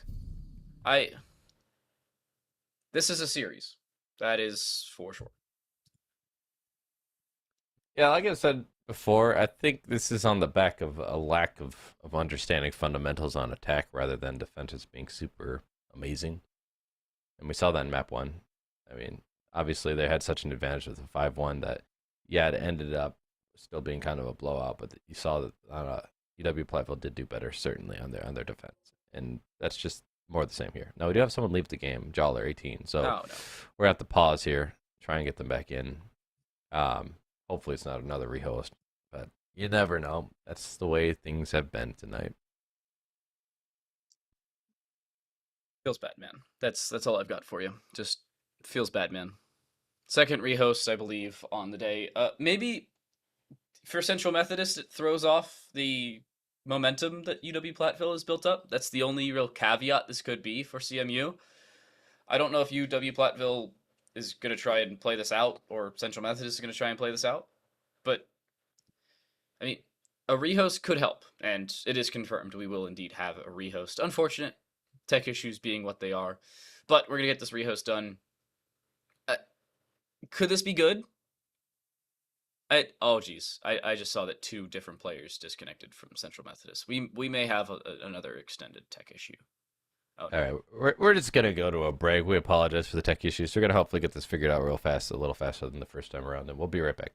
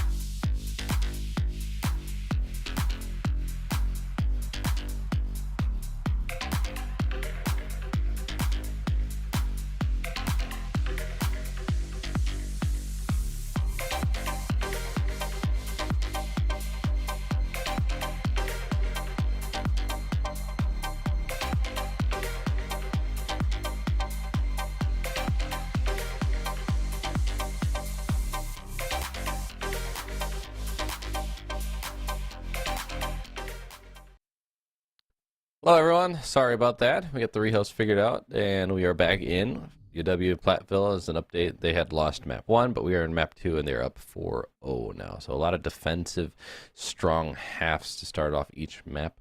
And usually when it's this bad, this map 1, we saw 5-1. It was a hard fought recovery, and it just wasn't going to be enough. Here, the concern now is for CMU. Will it be the same story? Is it going to be too far gone just because of the way things had started? I honestly think Central Methodist are still in this. If they lose this round, I'm going to say no, it's too far gone, similar to that of a 5-1 half. Even if they win the final round of the half, it's not looking great. Let's put it that way. Now, moving forward, if UW-Platteville drop this and the following, and it's a 4-2 halftime split, and Central Methodist going on the defensive side of their own map pick, sure, they're still in this. But those are if, ands, or buts. Dealing in the absolutes, UW-Platteville have won 4 in a row, and they're looking pretty clean and clear to take this map, considering how dominant they've been on the defensive side of a normally attacker-favored map. More switches from Central Methodist. Wolverine back on towards the sledge. Boost is going to go into the Nook this time around. Grinder back on towards that Thermite, with Joe Gaming onto the Oso once more. This has to be a very quick top-down take, and they also want to try and clear out Boo as quickly as possible. Does Boo have any ADSs to assist? I think I see one, and that's it. Hard to know exactly what all the utility magnets. is on the board, but they're gonna at least miss the shots in the drone and maybe eventually get it taken care of. But that information will be fed to them. They're gonna know that he's there. They're gonna throw a nade through this window. It could bounce properly, but that ADS should catch it. And this is the thing we're talking about with the teamwork. You gotta have people burning this, man. Like, you have people with smoke grenades. You have the Zofia with concussions. You could use that. Now they're gonna use at least 3 grenades here to try and get them. 2 used there. The nade bounces in. It does get the kill, so boosted, credited with it. But using 3 grenades for that seems a bit like a misplay, I'm just going to say. I mean, it gets you the kill, so it's not that bad, but still. Could have used some of those concussions from Zofia, for example. But either way, you're going to see Legally Dead has played this position before, and they're still going to be here up on the mezzanine area, trying to contest with the library through the door. That C4 is going to not... Well, it actually gets a kill. I thought that would have get caught on the bookcase there. But instead, he gets it down onto Jollar as well, and then Breadstick comes up and gets a kill on the Wolverine. Things are falling apart all of a sudden for CMU after getting such a great opening there. No, they found the opening onto the Jaeger and then really torn apart. Grinders, they jump away, are actually caught from below. Murray the Dopefin, from the exact same position, they found a 4K prior. They will already find one on this round. Jawler on 20 HP after being retrieved. It's Joe on 110. Not looking all that great here for Central Methodist again. HM3 will retake towards Library. Mezzanine's still occupied by the Wamai, and, well, you still see Murray playing inside of that back room. With 2 players upstairs, this is certainly possible for this Central Methodist attack, but you have to be able to clear at least one of the 2 on the top floor first. And, well, the Y now being seen gives them an opportunity to do so. Impact will do a little bit of damage, not lethal by any means. And Joe actually wants to swing this through the rotate, maybe given the opportunity. Breadstick prone and HM3 there for the assist. No easy way for Joe to find this kill, but we'll find it anyway. Now do they clear out the castle? 2v2, 20 seconds. Not a lot of time here if they don't know about the lines of sight through that wall. They're getting lucky that this castle hasn't shot them yet, but there it is. HM3 gets Jollar. They're just not paying respect again to the blue stairs. This is the same problem they had the last time attacking this bomb site. Now it's a 2v1. They have the eyes onto him. They have the pings coming through. They do some damage, but losing the gunfight. Joe now has a chance, and they feed him! Joe taking the round, clutching victory from the jaws of defeat. Wait, what?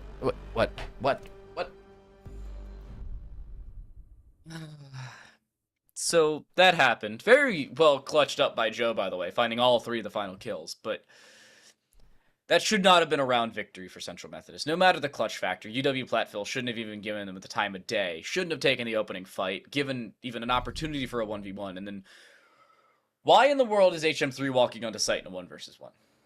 I don't get it. Player time. Play the fact that you have vertical control, or had at that point, and Defenders, protect your bombs from being... You have a backup Now- shotgun too. Like, if you need to make a hole, you can make it. yeah, you even had the black eye cameras to play off the back of. Attackers have located a bomb. I'm going to say that round happened, and we're going to move on. Central Methodist are now back in this map. If UW-Platteville win that, they probably win the map. Now that Central Methodist has brought one back, they're looking better, albeit not good by any means, but better than they were about 25 seconds ago, 45 seconds ago. Long, deep sigh of concern. 10 seconds. I was like a "why are you sprinting bio" moment. Yeah, That's what it felt like. 5 seconds. But it happens. So we're gonna talk about this round, which is basically, hey, they're going to the same bomb site. What purpose does that serve? There- You trying to catch out your own Jaeger? Hello? I don't understand. If that finds a kill, I'm going to be upset. Like, actually upset. By the way. Maybe they'll shoot at them and then they're hoping to like back away into that corner without looking at it. I don't know. Either way, it's there. We'll see if they drone it out. They are droning at least, and they're not contesting in that corner again because they have gotten nade killed there on both attempts of attacking this bomb site. So I think they've learned their lesson from UW-Platteville to not play in that corner any longer, especially considering the amount of nades that are being brought. They're going to jump in. They're going to cook a nade and try and find something here. Why? Oh my goodness. Good night. Boosted does get the nade out. Congratulations. But also gets their head removed from the rest of their body. Jawler just not looking? I can't make sense. I'm sorry. I can't make sense of that. I don't get it. And now Legally Dead Kai could actually throw their exact C4 that they threw in the previous round and find another kill if they were given the opportunity, or they even think about it.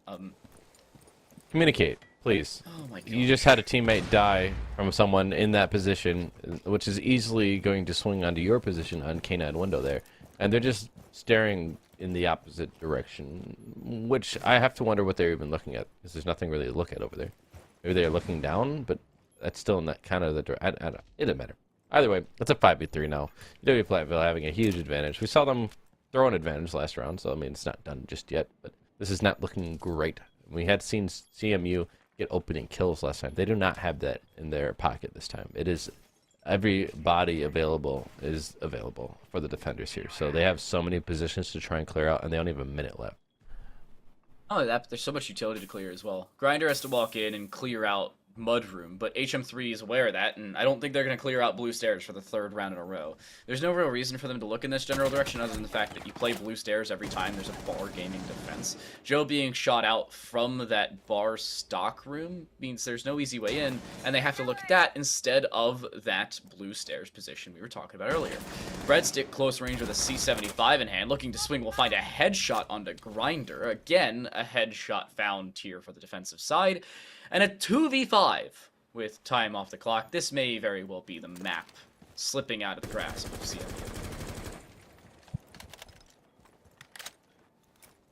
Yeah, 2v5, not going to happen. 15 seconds. I'm just going to say it's done. Like, there's no real chance unless they fed them every single body. They'd have to run into them. They'd have to line up for them.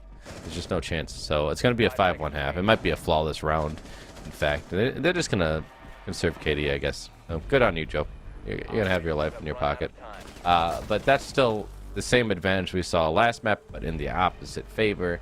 And we know how this goes. I mean, the chances of another team replicating a 5-1 is not high. So it looks like we're probably going to map 3. Yeah.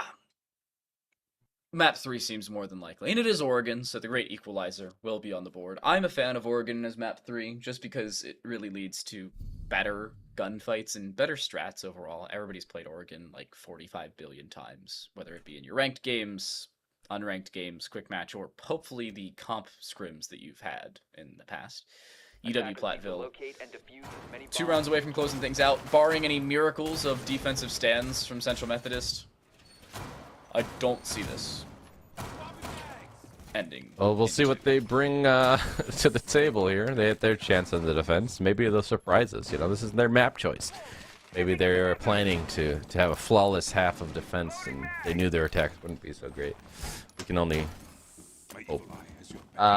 In any case, they're bringing a different setup. That's for sure. They're going to be bringing a Maestro, which I don't think we've really seen much at all, if at all. And but that does leave no Jaeger on the board. So, I mean, the nades will be the weakness, and they do have a set in the Yana's hands on the other side. But I expect a decent roam game coming through. They do have the Alibi and the Aruni on the board. So those are two that could easily cause havoc to these attackers as they try and enter the building.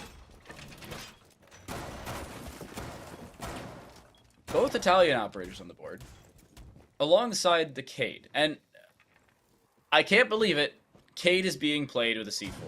Never thought I'd see the day from Central Methodist. Grinder not playing Kaid, it's Swolverine on this one. It seems like they've placed the Electric Claw in the upright position on top of the, woodwork that's above. I don't really know how to describe the position. You basically place it in a spot that can't be shot out from behind. It makes it a little chaotic to try and clear away. Breadstick trying to clear out trophy. Nobody's really there, so should be clear real estate for this attacking side early on. And Murray the Dopefin in the same position. There's a lot of ground already gained for Platteville with only a minute gone in the round. Already going for a different point of attack. I don't think we saw them push through trophy at all on the side of CMU when they were on attack. Here, they're just going to go straight through trophy, and they have a camera watching them, but that's about it. They don't see much contention coming through. That's going to be boosted. They'll get a kill on Murray the Dopefin, so that's going to be the player below found out, and that's through the hatch. So that is a little bit of Overwatch coming through from CMU to give them the early man advantage. Overwatch? Where's Soldier 76? I mean, at least it'd give them the aim hacks. Grab the goggles really quick. That's what I used to call him before I was screamed at by the guy I cast Overwatch with. He kept getting upset with me. It was really funny, actually. Joe Gaming, no way you find a kill here, right? Hibana's seen... No, that's not an angle, apparently. I thought it was. Suppose not. Breadstick wants to try and find an angle of their own, not really being given the time of day. And UW-Platteville found all that real estate. Murray the Dopefin then died, and then they just stopped. There's only 50 seconds left. UW-Platteville have done a whole lot of nothing since we last talked about it. And 45 seconds remaining.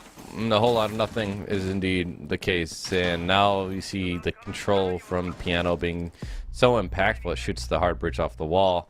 In fact, that wasn't even the wall you'd want to go for anyway. It's just going to leave you in a crossfire. Without clearing this Cade Claw on the main wall, they've left themselves very little options. Obviously, you see Hibana is on the backside, so that's like the dagger that could come through to try and open up some room and some options for them. But so far, it ain't happening. Jawler going to get mobbed here. Does get one kill, but then instantly legally dead guy finds two of themselves. Wolverine, though, is going to keep the man advantage well in the favor of CMU. Legally dead guy gets the third on the round, but he has to go for the plant because of time, and he should be found out here. And down to no time at all, he gets knifed by Joe Gaming, and that will be CMU winning the first round of their defense. That's the opener. They, at a bare minimum, needed a first. If they were facing 5 straight map points, I wouldn't have liked their shot. However, we've seen similar situations in prior maps, where the team that chose the map was down 5-2 and then got dusted in the following 2 maps, or following 2 rounds, and it ended 7-2. I don't see that happening here, especially with the defensive side of Central Methodist looking so strong back in map number 1. But Platteville, you only need 2 rounds. I say only, like... either team has picked up more than one attacking round in any half they've played, other than Central Methodist in the second half of our previous map. So, I don't know what to make of this. We will see all 4 sites on the day. So, it is indeed basement being picked up, snowmobile garage and wine cellar. We talked about this being like the worst site on a standard draw, but there are some ways in which you can give yourself a clean advantage. But it really comes down to concise verticality, long-term flanks, and the possibility of finding opening kills. So Central Methodists really need a lot to go in their favor. The problem is we didn't see them roam much last map. They were having the hatch open and then maybe drop down later, but they didn't really do too much. They hunkered down. It's like, that's not really going to normally work on this site. Like, it can, but that's not how you set yourself up for success. Like you said, you want to have an extended roam, get those opening kills, so contest early. Don't let them open things up. You also left the hatch soft into the closet there. So that's going to be an easy thing for the attackers to open up. This wall is usually pretty easy for them to open up. Yeah, you have ADSs here, but they can just burn it out, and they will almost always get this wall open eventually. So that's the thing. You have to have a game plan around the fact that this will be opened up, and I'm just not sure that CMU will. Yeah, the issue with Impact MP is now existing. They do miss that opening attempt with the Impact EMP. Second attempt misses as well. Wait a I think second. the claw's upstairs. Yeah, I don't think they've gotten that memo. Can we go to the top? Yeah, there it is. Just, is it sitting right there? Are they thrown can't on see, weird to sides? be honest. Yeah, I don't see it there. I'm pretty sure they've been thrown on like the side walls. Oh yeah, they are. Yep, One I of see them's it. at the top right, the other at the far left side. This has not been droned out. Third attempt misses. They have one Impact EMP remaining. Nades can't come through because they don't have enough utility burn to clear that out. Drone will come through, but I think that'll be shot out before it really finds anything. This is a clear advantage for Central Methodist. You were talking about possibly having to play off the fact that we'll get that open. Swolverine will have to go retrieve the mute, so at a bare minimum, they may be able to open things up, but UW-Platteville, 90 seconds gone, the wall still intact. Well, the Dope Fin, he's been impactful, we've seen. Obviously, there's that rehost. Jolly's going to get the kill, though, onto Breadstick, so that'll open things up for CMU, giving them that advantage. Boosted has taken a lot of damage, so that'll be an easy kill, at the very least, for the attackers to find, if they can just get eyes on him. But still, a man advantage nonetheless. Only a minute remaining as well. Jollar has the ability to punch open hatches. That's the Rooney, so, I mean, they could drop down if they want as well.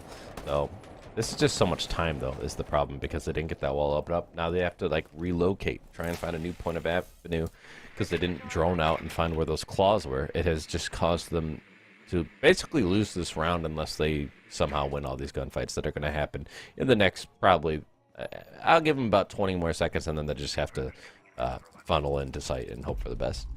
And Boosted has vacated their previous position of Fireplace Stairs. It seems like a two-dimensional attack here from UW-Platteville. They want to push Blue and Fireplace. They can drop down that main connector, but you basically walk into a meat grinder at that point, should you drop into that position.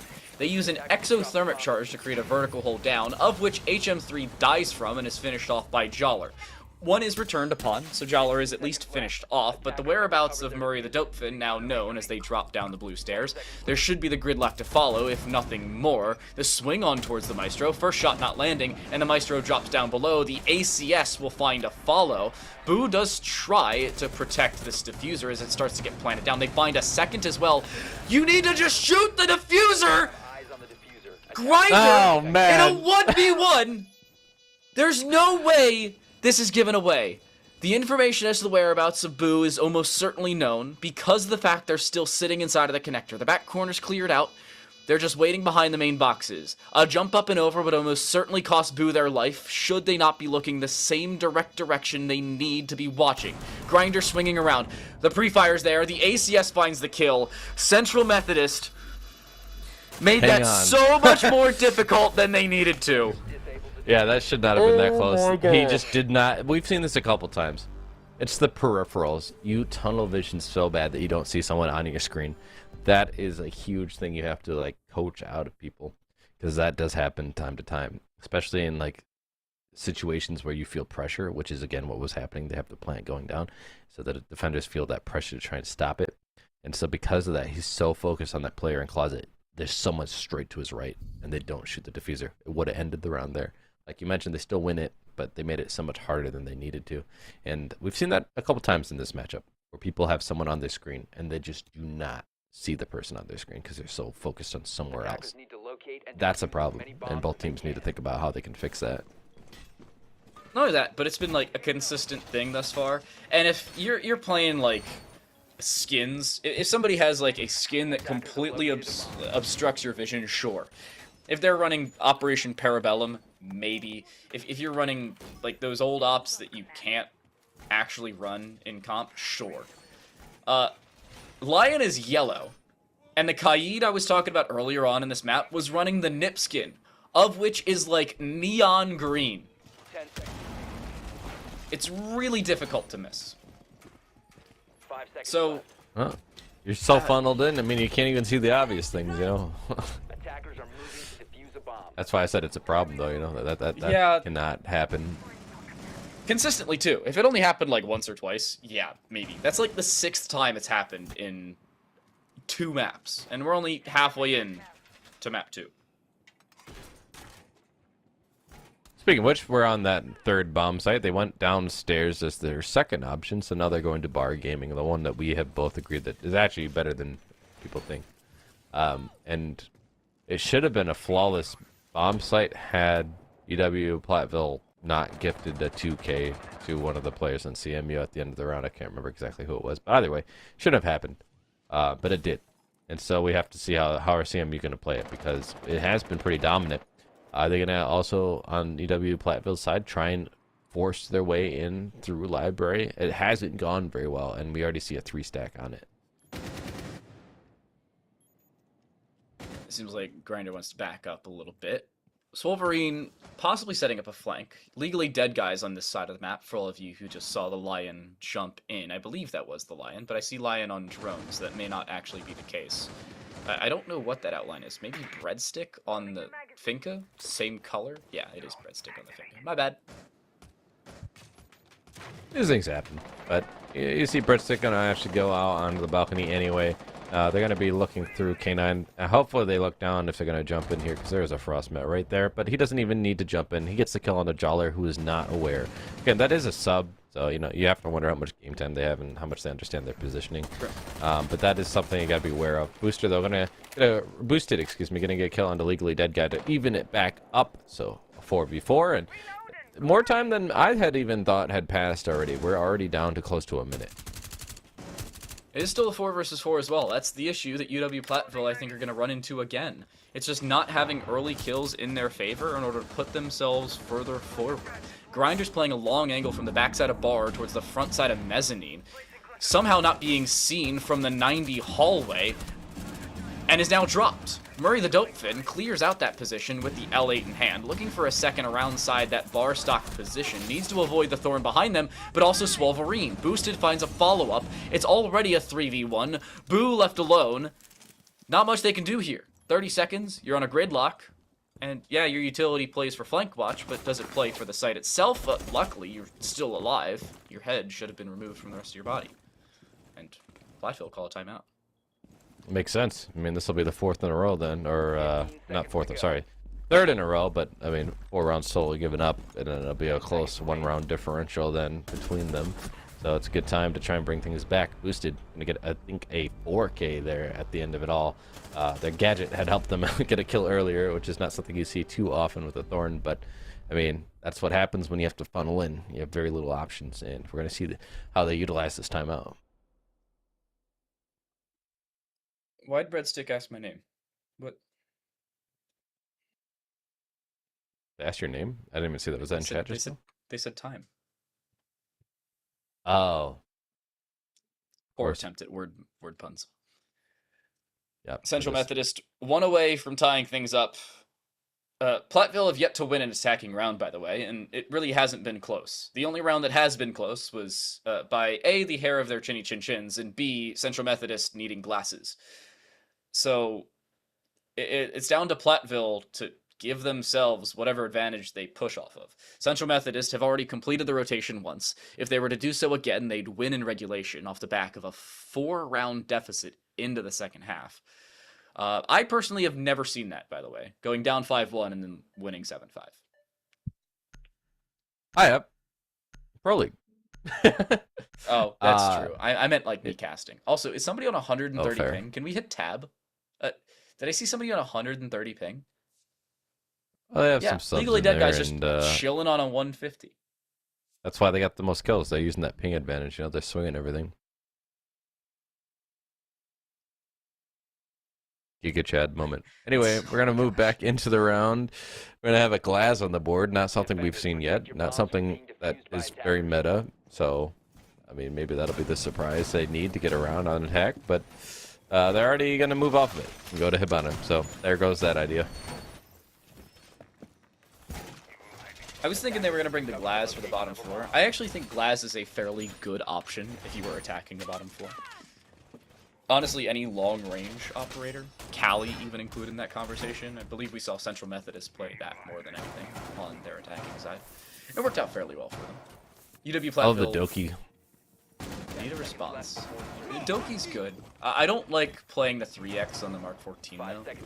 True. So I also happen to be bad so I need as many Attackers are shots heading in out to as defuse the little bomb. time as possible, and single-fire weaponry isn't my greatest friend. Also, that actually does work, by the way, if you throw that in a correct position. But Yeah, look at that. You can see the sphere just barely touching it. But hey, that's all you need. Yeah. One little tiny touch on the wall, and it will be electrified. This is a problem that we had seen from both attacking sides. Excuse me. They have not cleared this claw very well. This wall has stayed electrified, I think, every attempt at attacking this bomb site. So that's something that needs to be fixed. And a lot of the problems and the woes of each attacking side could be fixed simply by having better drone work, especially into the bomb site. Get ideas of where they are playing, get idea where the utility is being placed. That will help you tremendously, but we just haven't seen it. I feel like both teams have lacked in the sense of tactical aspects. They just get some basic stuff, and then they just completely rely on the gun skills and positioning of their players rather than anything else.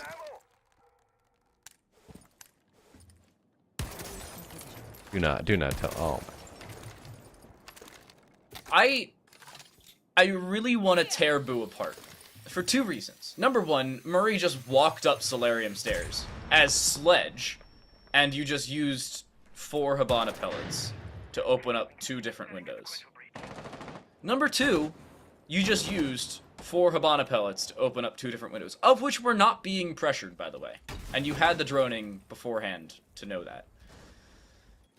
Just pull out the bearing 9. Just shoot open the window if you're that scared of like hitting it with your arm, right? Like, could work. Yeah. Either way, they have the backside pressure though. This is the concern I've had though for CMU is they have not roamed and they don't extend out of their bomb site, and so that gives a lot of ground up. So UW-Platteville, they do have the wall. This is the thing I mentioned before being the concern. They have figured it out apparently, so good for them. They actually have a pretty good looking attack so far with their positioning and the angles opened up. Now this can be a trade, so Wolverine getting HM3, but Murray the Dolphin does get Grinder to even it up. You're the Dopefin sitting inside a closet, by the way. This may not be known. Barely seeing the Aruni, but not being able to find the kill. There should have been an audio cue. Joe Gaming should have relayed that over, but they'll die from behind. Murray just swings in, finds one. Looking for a second, now has Breadstick for the assistance, but they don't see the prone Aruni, who's shooting out their feet. Chaos has been created. Swolverine dies to a Claymore. And Joller has now reaggressed on towards the piano position. Boo finds a team kill. Murray the Dopefin finds a follow-up and then immediately dies. Joller can't make it out with their life. And Platteville find map point. Hey, an attacking round. It's been a while. How you doing? Welcome back to the fold. But it does indeed put UW-Platteville on the map point for map 2. There's only 2 rounds that CMU needs, so this is a lot closer than we had seen from map 1 when we had seen CMU get on map point. They had a 6-2 instead of a 6-4. It's a lot harder to come back 4 rounds rather than 2. So CMU certainly have a chance here. Just 2 rounds in a row on defense, and they can get overtime. Certainly possible, especially going back down to Wine Cellar and Snowmobile. This looked like a really good site for them last time. It helped that there wasn't all that much droning to clear out the Kaid Claws. For all of you unfamiliar, in terms of radiuses, or radii, I suppose, Kaid Claw has a 1.7 meter radii. So anytime an impact EMP with a 2 meter radii goes up against it, it'll win every time, as long as you have general information as to its whereabouts. You basically have 30 centimeters of leeway to miss. And then you're good. Or in this case, bad, I suppose. Last time they just missed by like a whole 3 extra meters. It was not great. 10 seconds remaining. Tell us you're a nerd without telling us you're a nerd, Dan. I look at patch notes. All right, I was curious one time. I was casting with Fellow, and I was like, you know, I wonder what the radius is for both, because I know it's 5 meters for the actual EMP from Thatcher. I could see you got correcting curious. Fellow. You'd be like, actually, it's 1.7, not 1.9. No. Fellow was like, I wonder what that is. So I went on the Rainbow Six fandom. By the way, rainbow6.fandom.com or something like that for all of you who want specific patch notes and information on operators. Super cool website. Very useful. Has updates on just about every patch out there. For all of you curious. I can't even make fun of you. It's not even fair. It's just too much good information. Yeah. Either way, we do see something new I want to point out, which is a fuse with hard breach gadget to open up the hatches, which is nice. You don't have to rely on that thermite, and the ace isn't the greatest either for opening up those. So I like that. And then this is a bomb site with a lot of vertical pressure you can apply, and those fuse gadgets being placed in the right spot. For one, they could help clear these claws that have been a menace to them, but two, could push them out of certain positions that we've seen these defenders like to play. HM3 trying to open things up. They do still have the impact EMPs on Legally Dead Guy. They need these to land. HM3 is still trying to open things up, though. And I don't know if they have the information. They not only have Electroclaws down, but, well, now Boosted's retrieving bandit batteries and trying to send themselves back towards the snowmobile side. Swolverine replacing and then repicking up their Electroclaws. Boosted's here for the assist.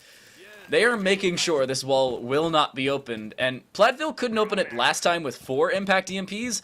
They are again unsuccessful this time with 2, and it still takes them a minute 40 to figure out that they cannot open things up. Oh, here it goes.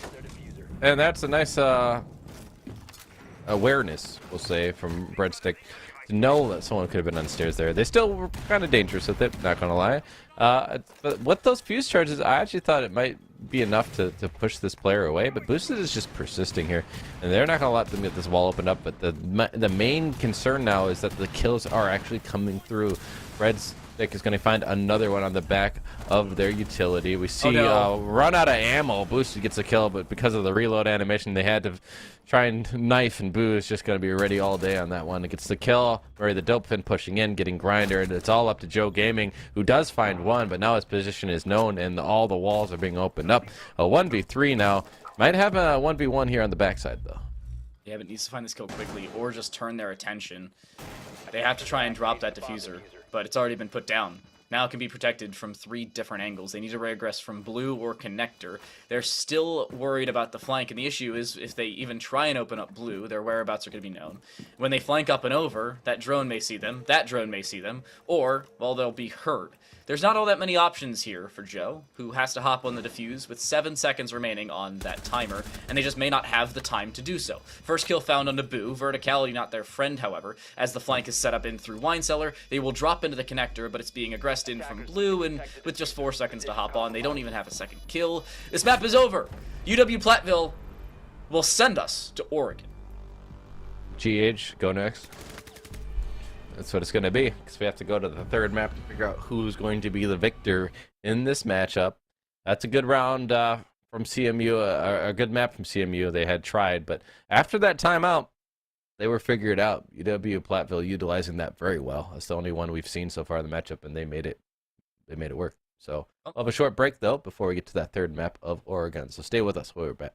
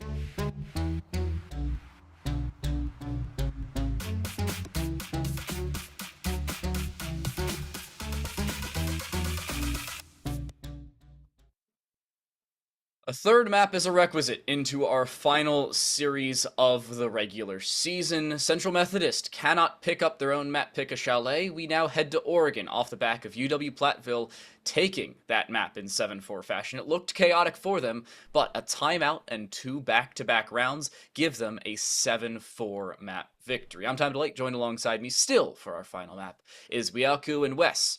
Oregon as a final. The great equalizer. Does it equalize and head to OT this time around?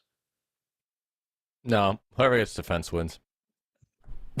Whoever gets defense first wins. I mean, that's just how it's going. To answer the question everybody has, who has defense? Platteville. So Platteville's going to take this probably, what, like 7-3? Yeah, 7-4, 7-3, somewhere in there. We'll see how it goes. But yeah, that's probably what's going to happen. This is 2022. It's par for the course. Yes, true. Defender-sided meta, I guess.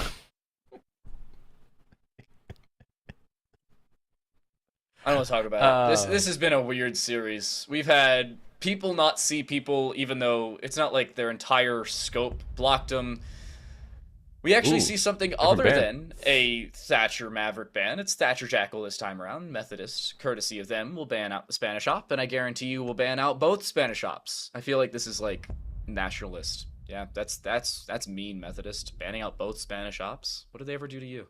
Other than, like, be really mean and rude and difficult to play against. You know, I don't know. It could be they have an agenda against them because they failed Spanish in high school or something. Me too. Who knows? I did too. Don't worry. As a more I actually took guy. French. I took French. Yeah, so we each went our different ways, right? Something has to work. It wasn't Spanish, so some other language will do. And just for good measure, I guess they wanted to throw some hate towards the Italians as well because Maestro, the meatballs are gone. Unfortunate.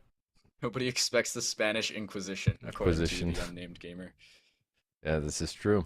And now that won't happen because they're not in the game. Anyway, we're going to go into our first round of defense. Teams like to go either up or down, and in this case, they will go up for UW-Platteville as their first choice of bomb site. And they have a pretty standard lineup, I would argue. They have the denial of the plant on smoke. They have the denial of the breach on Cade. They have some healings, which are... You get nicked up on this map quite often, actually, whether it's nades through the floor or just gunshots catching you as you're rotating. So those Kona stations are going to be really useful in healing you. You have the grenade denial for the Jaeger. And of course, I really like the addition of the zombie. She allows you to really generate new strats and new holds utilizing her kunai. Big fan of the zombie. I'm actually really surprised we haven't seen a zombie thus far today, especially on top floor holds back on Chalet. Really useful around piano to create lines of sight that are different than what is usual for teams to work around and create a little bit more chaos. So, it's down to UW-Platteville to try and create openers for themselves. Murray the Dopefin trying to find the second of 2 spawn kills. By the way, the only person to find a spawn kill thus far today may be given a second opportunity. It doesn't seem like that's going to be the case, unfortunately, and actually shot in the foot. If they stayed in that same position for an extra maybe 2 seconds, they may have been able to find a kill. Unfortunately, not the case, and Platteville, they don't lose an opening pick, but they lose an opening, like, 14 damage. They really like barbed wire on each side, because you see a zombie as barbed wire, and the Cade as barbed wire, on top of the normal Jaeger having barbed wire. Oh, I mean, I get it. It can be powerful, but I don't feel like all 3 of them really need it for this bomb site. But that's just me.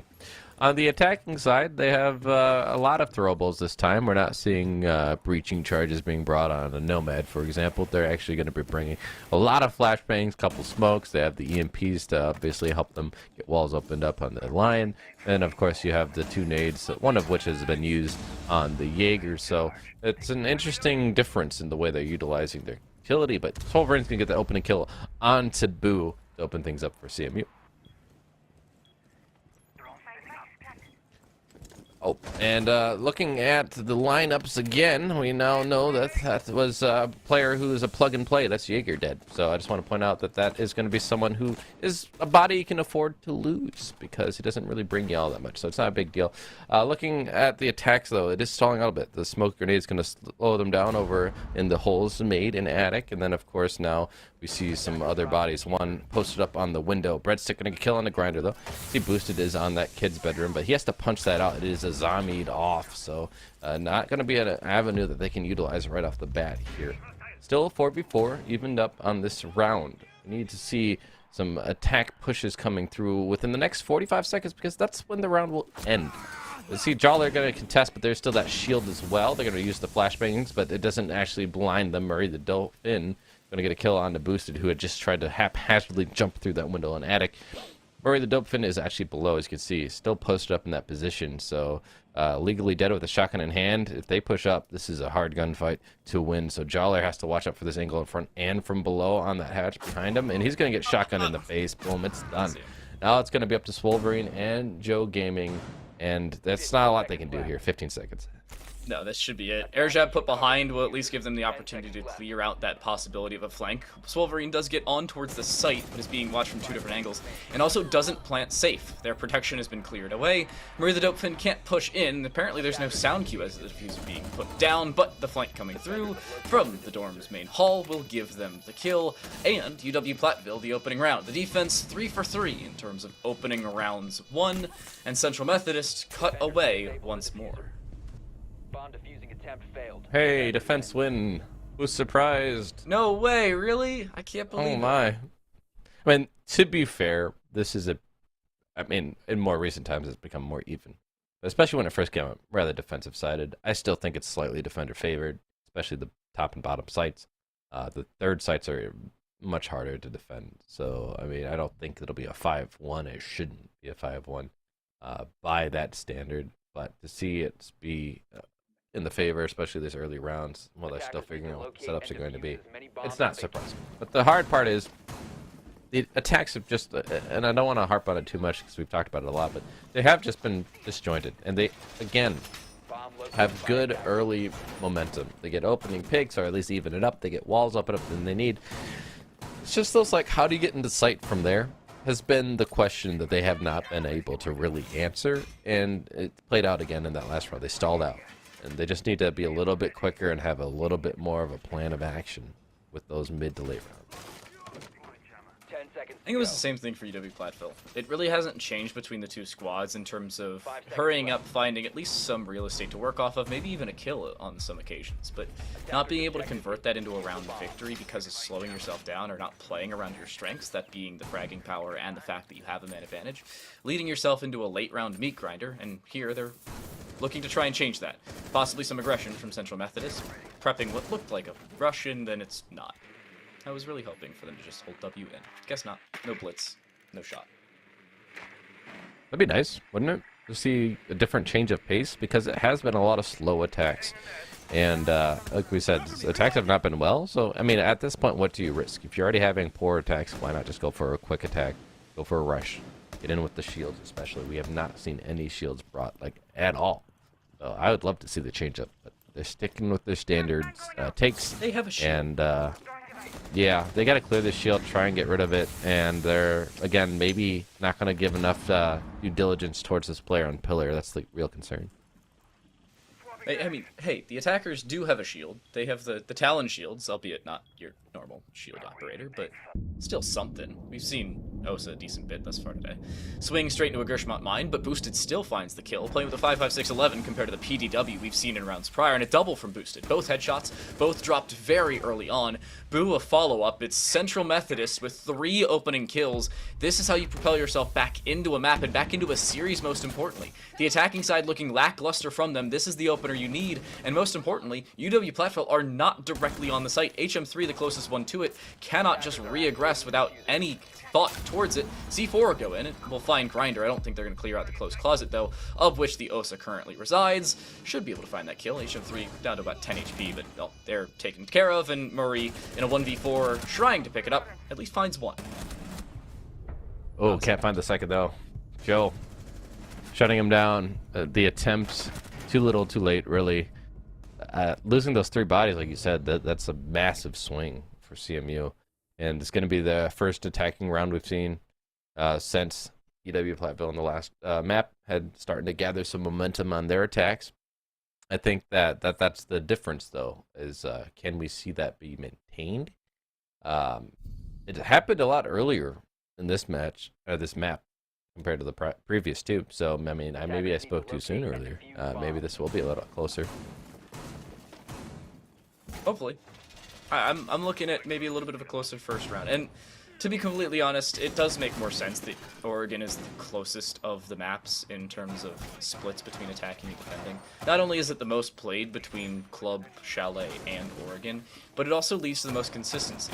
There's not outlying plays that you can bring forward on any particular site. For instance, the bottom floor, relatively consistent way of playing it. Taking construction control there for Central Methodist wasn't out of the blue. However, the fashion in which they did so, maybe a little bit. Quick clear into the ADSs, a nade to clear out that deployable shield, and then just based aggression from Boosted really gave them a clear opener. Attacker's objective is to defuse a bomb. I like Boosted switching off with the Cali. It had gotten some kills in the past, but overall it's just not the most optimal character. And they're good at getting kills. That's a really late reinforcement. It costed Murray the Dolphin their life, and Boosted, who we were just talking about, gets the opening kill. Really impactful. Had they had the sniper rifle, for example, they may miss the shot, the player gets away. So that's why it's really important to have those full auto weapons in hand. And the shields, of course, have also been pretty impactful in being able to take ground, push in, and push these defenders back. Pancake Magazine playing to Breadstick's favor. First couple Shamika launchers will go in. Shamika grenades, I suppose, from the launcher itself. Impact EMP will clear out those ADSs. This is a clear start, and they're wasting a lot of utility on the defensive side. Boosted just holds W, by the way. Doesn't apparently care about the Toxic Babe nor the Shamika grenade at their feet, and instead just casually finds a double. Whips out the Talon shield, should have assistance from behind. There's the swing from the Thermite. Perfect play, swinging off the back of their baited Osa, and already it's a 5v1.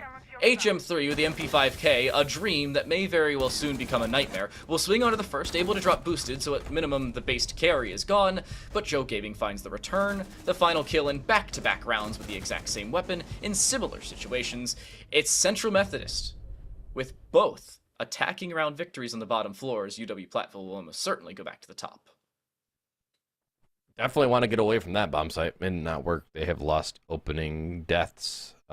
In fact, they've just had opening deaths on that bomb site both rounds, and it wasn't just one. It was multiple deaths. So they need to figure out what to change up there, but that'll be coming after this bomb site at the very least. So they can go back to that bomb site that they felt way more comfortable on. But I think they need to find an answer for that OSA. I think they could play more aggressively towards blue. They could have someone on the tarp doorway, for example, to try and play in tandem and have crossfire with the player in the elbow in that blue location with the shield that we saw smoking. The smoke waves, yeah, it can buy a little bit of time, but if they're just going to walk right through it, you need someone there to support them, or your smoke needs to be aggressive with the shotgun and just blast them, shoot their feet, whatever you got to do. Have someone paired with them who can throw some impacts at those shields in the Osa's hand, something, right? Just to give them a little bit more caution, because so far, the attacker's like super confident just walking in there. Now, Central Methodist has been throwing caution to the wind and been throwing rounds in the win column. It's been working out for them fairly well thus far. At least on the bottom floor. We'll see if they can replicate their success on the top. Murray the Dopefin, again, playing a far cry from that far side of the map. It's just sitting in T3. I don't think this is going to get cleared. I'm going to say it right now, Murray the Dopefin probably finds 2 kills with this position, if not at minimum 1 on Boosted, who probably will not clear this. Although Boosted does already find an opener. Why is UW-Platteville still just looking for immediate swings? Because Boosted just continues to drop them as they try it. I'm still curious. 3 rounds in a row now? Wait, how do you die there? From what angle? Question mark, question mark, question mark. I don't know, but that's 3 opening kills for Boosted, I think, in a row. Boosted's so, nuts. I mean, don't take the fight so early with them. They are watching and waiting for you to beat them, and that's what they've done. So, UW-Platteville, the no-no. You have to respect the gunplay coming out from your opponents. They're going to actually clear that out, surprisingly. Like, we had thought that they wouldn't, and luckily for Murray the Dopin, they've already left that position, so they're not going to get caught out there. But still a man advantage for CMU. They are getting some walls opened up. I think that might have been closet wall. I could be wrong about that. They have the angle and armory, I guess, is where they got shot from. So, but yeah, there's Murray the Dopin getting boosted. So even things back up. Boo's going to continue to persist in this position by the bunk beds, looking toward this big window. That nade's going to not do anything to them. It had to have bounced around the side of the bunk bed, which is metal, by the way. Nobody's ever seen metal bunk beds in the history of anything ever, but, you know, they apparently exist. Murray the Dopefin finds a double, by the way, on the round, but an immediate return. Legally dead guy down. The smoke grenades off the board. The toxic babes will play no further effect on the round. Apparently didn't to start with. Boo finally cleared as the nade does indeed land. And there's no C4 to deal with this plant. Murray in a 1 versus 3 won't even be able to try a spray up through Z and needs to push up the white stairs. No easy way onto the site, nor to even get to the diffuser, much less stick it through. This is almost certainly a Central Methodist third in a row. Yeah, attacking we had been so critical of, but so far they look way more confident and competent on this map. I think that they've had some good split pushes. They've actually decided that after they get a wall open, they can actually do something after that, which is the problem I feel they had before. That they just stall out, didn't have confidence to take the gunfights or push through certain avenues here. They're just like, well, we noticed that they're not really contesting us on the closet wall there, so we're just going to walk in. Hey, it worked out. So now it's on the back of... or on the court of Platteville's side of things. They need to find an answer, because that is 3 rounds in a row now on attack that have been against them. And historically, they have not been great on their attack. So for CMU to come out swinging like this on the 3rd map, they have to go toe for toe, tit for tat. You know, we're only 2/3 of the way into this half, and CMU already has the most attacking rounds of any half thus far today.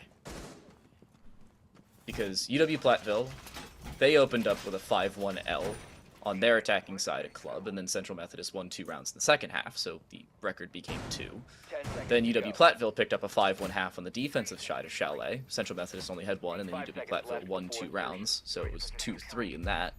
Record stayed at 2, and now Central Methodist are chilling at 3, with a 2-round lead and still 2 rounds to play in this first half of Oregon.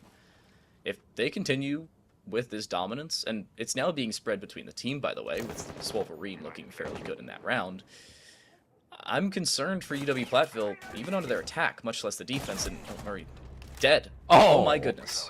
What is that from Boosted? Just... That's where I got the kill before, isn't it? The same exact position. Not the exact same position, because the hatch was closed. However, I do think he got it through the floor, rather than through the hatch. But like the position of where the defender was, I think is relatively almost similar. So exactly the same. So why are you there again, man? Like you just got killed their last round. I mean, I guess it's a little bit to the forward and to the left. I think it's a little towards the back wall more. But either way, you're in the same room in the same position, basically. You just died their last round. Usually, if you're roaming, if you die in a position, you don't go back to that position. Boosted with the double again, dude. Like, this guy is just terrorizing UW-Platteville. They have no answers. Wall is open up in closet as well, and it's already looking much the same as the previous few rounds. Oh, I don't think Legally Dead Guy is even going to have an opportunity to find a kill here. Is looking to try and find something through a breach head hole that they've created, but crouched under it. Grinder's just chilling on site. There is a C4 for HM3 if they can find anything, but Boosted's looking for a shot through the floor. Boo dies instead of through the floor from that far side. Toxic Babe finds a kill into Grinder, but they get the diffuser down anyway. Boosted finds a triple kill, by the way. Could have been a quad and maybe on for the ace, but it was stolen away by Joe Gaming a few seconds prior. Legally Dead Guy needs to get onto the site, on the diffuser, finds at least one onto Joe Gaming, so no full house of kills between 2 players. Looking for a follow-up, just cannot find the headshot, and Boosted now looking to close out their 4K. It's Joller to steal the opportunity away, and the round for Central Methodist. I am scared, however, because Platteville calls a timeout, and they won back-to-back rounds after their previous timeout in our second map of play. Indeed, but this timeout will only be useful for the next round, because then it'll switch sides, which will be a completely different game. So they utilize it, in my opinion, a bit late. Now, again, it only has real impact on one round here for the defense, and then they have to, well, I guess they could talk about their attacks as well, but usually you don't do that in the timeout. timeout. So we'll see how they utilize it. But either way, yeah, they get around here. That's great. But it still is great for CMU, even if they lose this next round, because they, for the first time this entire matchup, the attackers will have an advantage in the first half. That has not been close. You mentioned before the record had been 2 rounds for the attackers in the previous 2 maps.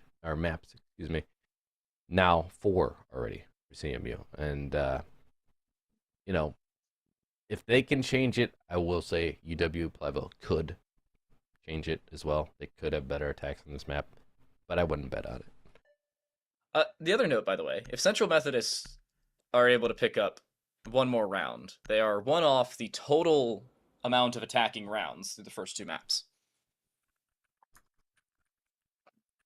It would have been 6, but they already lost a round in the half. It would have been a cool statistic. Not fully the case.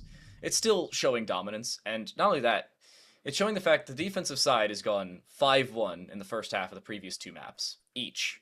And now into the second, it's looking like Central Methodist is going to go 5-1 in the attack. And Platteville's going back to the top floor, by the way. At this point, go kitchen, dining, or meeting kitchen. Why go top or bottom when you have a terrible win rate on both sites? You're 0 for 2 on the bottom. You're 1 for 3 on the top.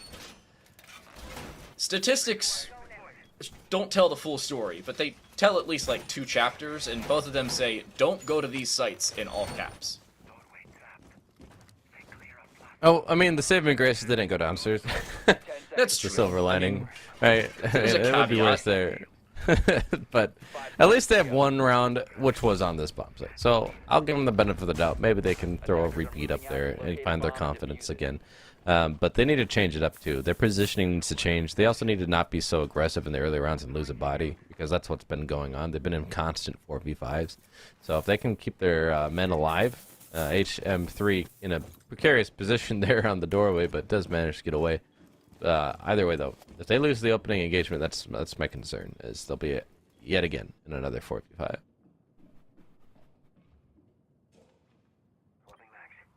No way they do it again, right? Boosted just able to find somebody either through the floor. Is anybody in Arsenal? Please tell me nobody's in Arsenal. If somebody's in Arsenal, I'm going to be, like, visibly upset. Okay, we're good. Nobody's in Arsenal. It's okay. Thank whatever deity you pray to that UW-Platteville will not lose a kill on the top floor on the Far East side. So, Within at a the bare first minimum, 30 there's seconds. another caveat. Yeah, at least for the time being. Boosted still going through cams. Oh, does indeed know the Capcan sitting, and this is not looking good for the Capcan. I don't see any easy way out of this. You can also have somebody else on that drone. Murray's going to go to the bottom floor. Closet rotate from white, maybe even main stairs. It could work. See if they're aware of this. I mean, Boost is still looking the other way. Does he know that they're going to flank up? Looks like he's trying to watch for it. He's not sure which staircase they're going to go to, though. Grinder going to take some damage. Looks like they have wall open, is my guess. And, oh, no, not even. It's just the contest coming through Trophy and throwing it onto the doorway of the balcony. So that's interesting. They also have to clear out the electricity to open up this wall still. So this is actually really looking quite good, or at least so far from UW-Platteville. They have bought way more time than they have in the past couple of rounds. It's looking better at a bare minimum. Smoke will go towards Trophy. A return smoke, this one toxic, towards the main balcony. And Grinder, really no way in because of it. Murray's not making all that much noise on this flank, but Joller still finds the opener. Legally Dead guy will fall, and while the air jab popping, giving a fact that Murray the Dolphin, or Murray the Dopefin, is on that side. There is Boosted around towards the white stairs, who's pushing through Z, maybe trying to find a kill on the bottom floor. Murray is still alive, and is there no comms? Was everybody kicked Apparently from the not. Discord before this series started? What in the world is going on? And there's now a C4 thrown through from below because Murray's able to find a kill and a half. Well, kill and 2/3, I suppose. This is a weird series. Well, can they catch him as he's coming up the backside? There's another air jab there. He can shoot it, though. It's not placed correctly. And they don't even hear it because it's a silencer on his gun. Oh, man, this could be the dagger. This could be the finisher. 15 seconds they have to push in as well. And there's already people. Yeah, the crossbar comes through. The quad for Murray. He might want the ace here. Does he know the last player's in the attic? It's going to be Swolverine. He has to push down. Is the call going to come through? Did they hear him drop down? This could be the ace, but it's not. Oh, he got it! No, he had the pistol! Woo! You got there it. you go. What a play, I thought Murray. the teammate's still up there. So did I. PMM is just a better weapon. Statistically, the best pistol in the game, by the way, in terms of damage output, at least per shot, maybe not per second, because submachine gun pistols exist. Nonetheless, a 4-2 split. Wisconsin-Platteville grabs something from the depths of the defeat. I don't know if it's success, but something, to say the very least.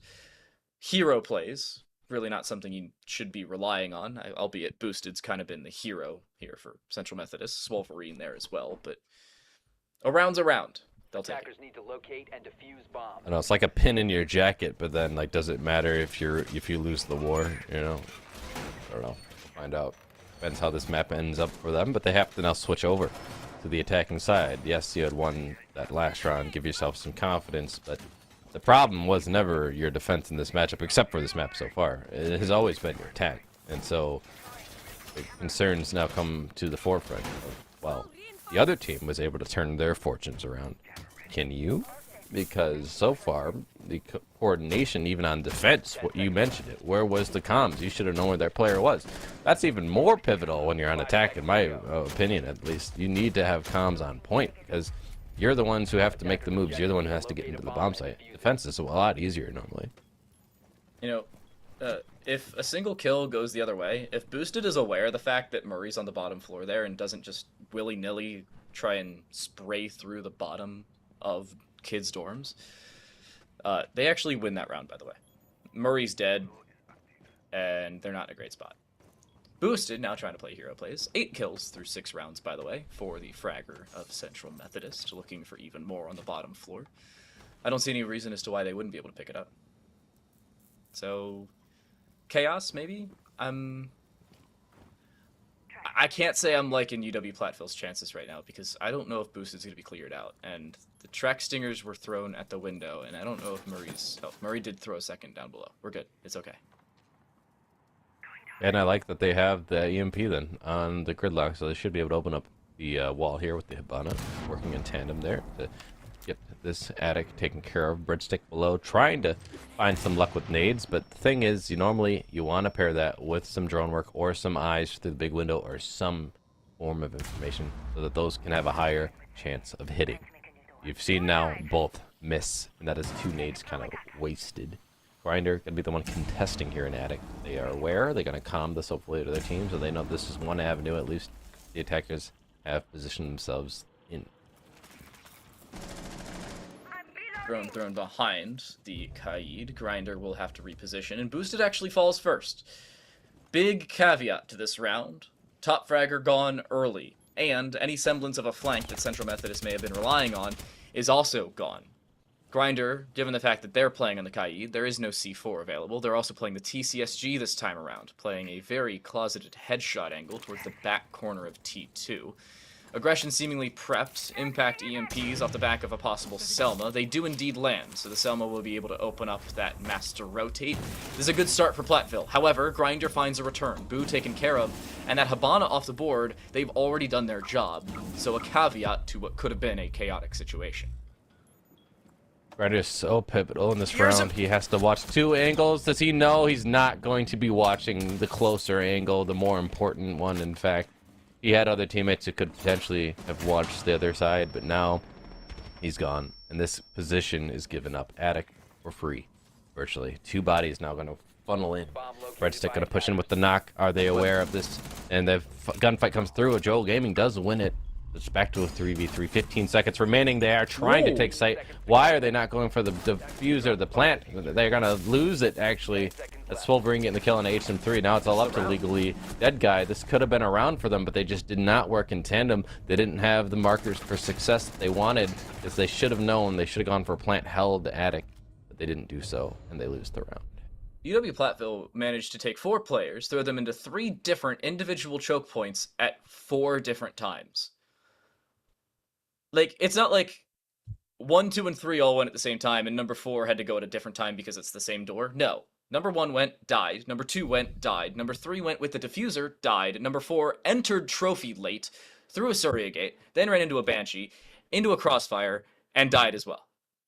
There were compounding problems for UW-Platteville without many compounding solutions. All of you who are avid fans of Long Division, not looking good for UW-Platteville B. And I have to say, I'm now not really liking their chances of taking this map.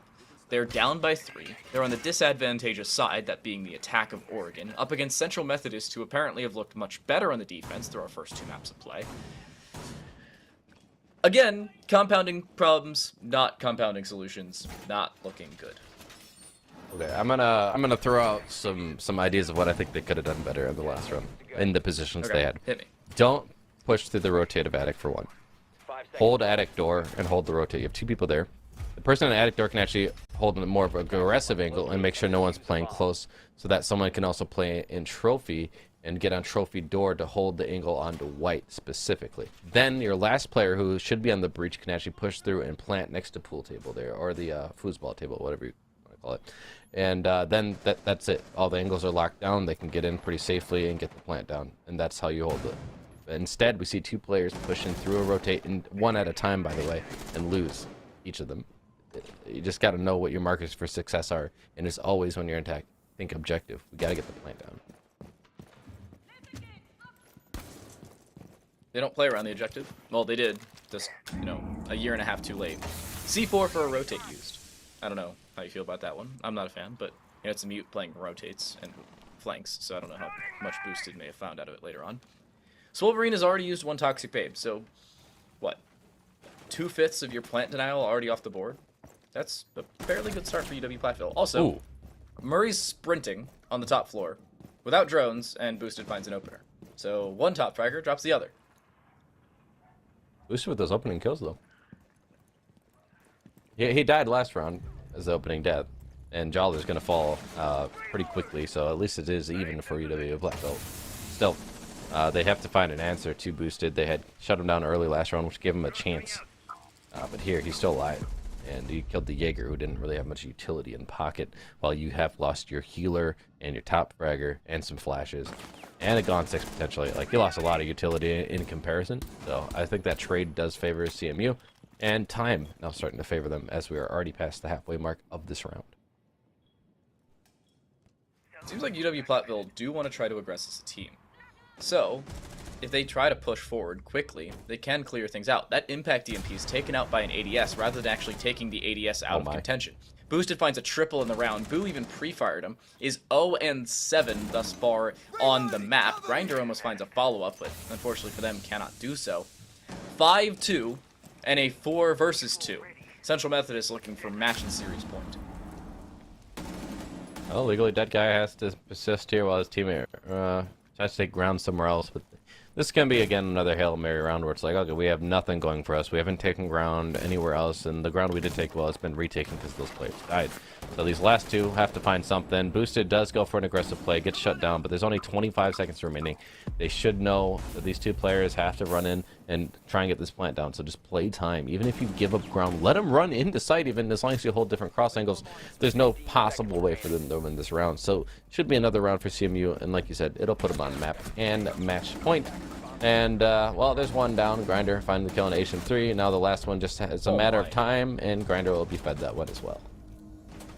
Grinder with a few kills of their own, and Central Methodist with 4 match points. 3 mulligans. They're looking good. Defensive side can pick up any of the sites that they want. Later on, obviously. They'll have to choose one of the tertiary bomb sites. And they choose Kitchen Dining. I want to get your opinion, just as I did a little bit on Chalet. Kitchen Dining or Meeting Kitchen? I'm personally a Meeting Kitchen fan. Meeting Kitchen because retake. The dining kitchen is a lot harder to retake. There's no stairway up. On Meeting, at least, you have a stairway over on Big Tower. You have the stairway, obviously, in the laundry area, and you have the stairway by Freezer. And both of those bomb sites are close to those 3 stairs. On this bomb site, if they get control of small tower and then they get the plant down in A site, the retake possibilities are very few. And then they can hold long angles on you. So it's really hard to retake. So unless they can deny a plant altogether, this bomb site is not great. I don't know if they're going to try and hold down small tower long term. Boosted seemingly setting it up with EDDs. If Boosted finds a kill with an EDD, I feel like I'm going to be 10 upset again, seconds left. because this is just simple drone work for UW-Platteville. And they have been fairly good with their drones. The issue is just small things, and sometimes the smallest things can mean the biggest Attackers are moving out outcomes. to locate a bomb For and instance, defuse it. Boosted being able to find the opener onto Murray in the previous round. By the way, Murray's playing support. I don't know if anybody picked that one up. Just casually on Thermite. Why? Fine, I I'll don't do know. it myself. I don't know. I feel like that's That's got to just be what I- somebody's voice line. I just imagine that that's perhaps what it is, where it's like, okay, my teammates are dying and not getting things opened up that I need, and I am just the one being alive more often than not, so I should just do it. Which is understandable, but also you don't want to take away a role of a teammate. You just got to figure out ways to enable them to play better, and the team in general needs to play better. Doesn't matter how you do individually. It comes down to team play, and that's where they've been lacking UW-Platteville. They have just not been able to get that cohesion. We've seen so many times a one-at-a-time funneling in, information not being relayed after a death, etc., etc., etc. The C4 from below could be massive. Breadstick does get the kill, but if Boosted Find a throws kill. this up right now, he gets the kill for free. That might not land quite Use it. properly here. Oh, man. He's gonna find it. Oh my gosh.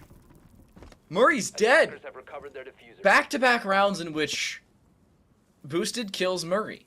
And Boosted's now on 12 kills, by the way, just casually outfragging everybody in the server by a fairly large margin, other than Murray, who's only topped by 1 kill in that same right. You've lost one of your hard breaches, your main hard breach, your top frag. The rest of your team has a combined 11 kills through 8 rounds. This is not looking good by any means for UW-Platteville, who, yeah, they've taken down Wolverine, who's the second fragger on Central Methodist, but Boosted's still alive and still kicking and has avoided the drone. No way. Yeah, he's extended, I think, over into small tower, right? So Yeah. that's creepy. This is eerie. Is he going to be able to swing on this player? Boo on stairs. They have a long angle. Yep, that scope is going to make it hard for them to notice that peek out, and they get shut down. Boosted with a double now to open up this round. Yes, they've lost one body of Wolverine, but it doesn't really matter with how these attackers are playing it. Legally, Dead Guy does get a kill on the Joe. Gaming Joller gets that refrag right back onto him, though. Yes, little HP left. This could be the kill right here, and it is, but What? still a 2v2 will ensue here. And they have to shut down Boosted, who has the angle. Breadstick trying to be the one to play a hero, and he Oh. does. A 3K on the round. There we go. Grinder, though, still alive, has the 1v2 that they have to clutch out. It's 20 seconds remaining. They at least know that time does favor them, and the attackers are very wary of that. They're scared. If he can get in through security, though, good 15 play seconds left. troublemaker. Oh, the backside push, but they didn't open that wall, buddy. It's not going to be there for you. Oh, no. And now Grinder is in a real tough position to post point. He's got to push green, and he's going to be hurt as well. Grinder has to sprint this. Almost certainly the Nomad will be able to snuff this out at a bare minimum from the inside of kitchen, and will actually vacate the premises and make their way into security. I also think there's an air jab they have to deal with. They don't even get the opportunity. Grinder taken care of. UW-Platteville stay alive. 3 rounds now for them to pick up before OT becomes a conversation. Man, if that security door was open, he had a chance, but because it was shut, he had to rotate all the way around, and it wasn't going to happen. Still, 3 more rounds that have to be found by Platteville to get to overtime. So it's still in the favor of CMU, but it does at least give them a breath of air, as they've been going under the water for a long time here. But it's just a gasp. I don't know if that's going to be enough. They also now can go back to a better bomb site than what we had just seen. And really, the other thing that wasn't like super great about the round for Platteville is it did come on a hero play. Attackers You just need had to one locate player and kind of defuse go the off, bomb. and that was Breadstick, and that's hit or miss to rely on that. That's the same thing we talked about earlier with Murray finding the round earlier. Basically, 2 of the 3 rounds UW-Platteville have picked up. It was an ace and a 4K from 2 different players. Hero plays are awesome, but should not be the end-all be-all of a strat. And the strats thus far for UW-Platteville haven't really looked all there. And that's an issue they'll continue to run into if they cannot take away Central Methodist's ability to find opening kills and notably take Boosted out of rounds early on. The only reason they win that round is because Breadstick was able to line up that shot through the wall onto Boosted's head. Grinder possibly trying to set up a headshot angle straight through spawn peek, but instead we'll just try to open up the arsenal hatch and Okay. we'll fail. We'll be able to take a drone for their troubles, and we'll finally... Oh, okay. I guess not. Never mind. Did he even open the hatch? I don't feel like No, that hatch no, he was didn't. actually opened. No, he just it's shot not. it a bunch. Nice. All that for naught. At least the TC is. At least they got more ammo recently. Oh, I don't know how recent now, but you know, at one point in time they had more ammo. The fuse is gonna at least allow them to clear out this mute jammer, so that's good. But you know they're not in position to capitalize on it. No one's in the bedroom. No one's in the closet. So if Mute's aware and has one extra in pocket, he could actually just replace one on the wall before they're able to open it up. More fuse charges. Not doing damage onto anybody other than Jaller. So, not the end-all be-all. I think there is one left over for Breadstick, should they want to use it. Also playing the Gridlock again is Murray. So, looking good to try and clear out the roam of Boosted. They need to be able to clear out Boosted. In any semblance, they need to be able to find something there. Breadstick will find a separate window to go onto. They do already have that Syria gate broken because of the prior fuse charge put on it. But it's still looking like they want to try and get things open, and they'll be able to do so. Mute Jammer, I believe, has already been taken care of, unless another one has been put down. Although Has not. And I was gonna say this is a priority management position here, where Cade is waiting to maybe trick on the wall there. He could easily have rotated already and put his other claw on the main wall, which is more important than attic wall at the end of the day. But he's not doing that, and so they're misprioritizing here. He could easily have helped out on the main he wall. got it. And this is great, but I think the main wall is still more important than this wall. Has been dropped. Ah, never mind. L. HM3's dead.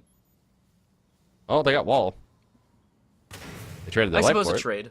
Not sure Boost if is that's also on worth this it. flank. Bomb has been located. The issue remains as of right now. Boosted's on a flank, and the Gridlock's not on this side of the map. Legally Dead Guy makes a decent bit of noise as they walk into that Syria gate. They also have triggered the Banshee, so that will give away their whereabouts once more.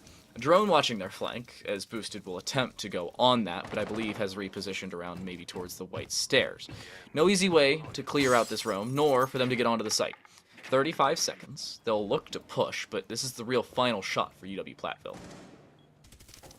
25 seconds. They have to grab this diffuser and go, go, go. Top of white, it does allow them to have cross angles, so that is actually pretty good for them. But they're being spotted out, and they know that they have 15 seconds to get this done. Swolverine finds the second on the round, could be the hero here.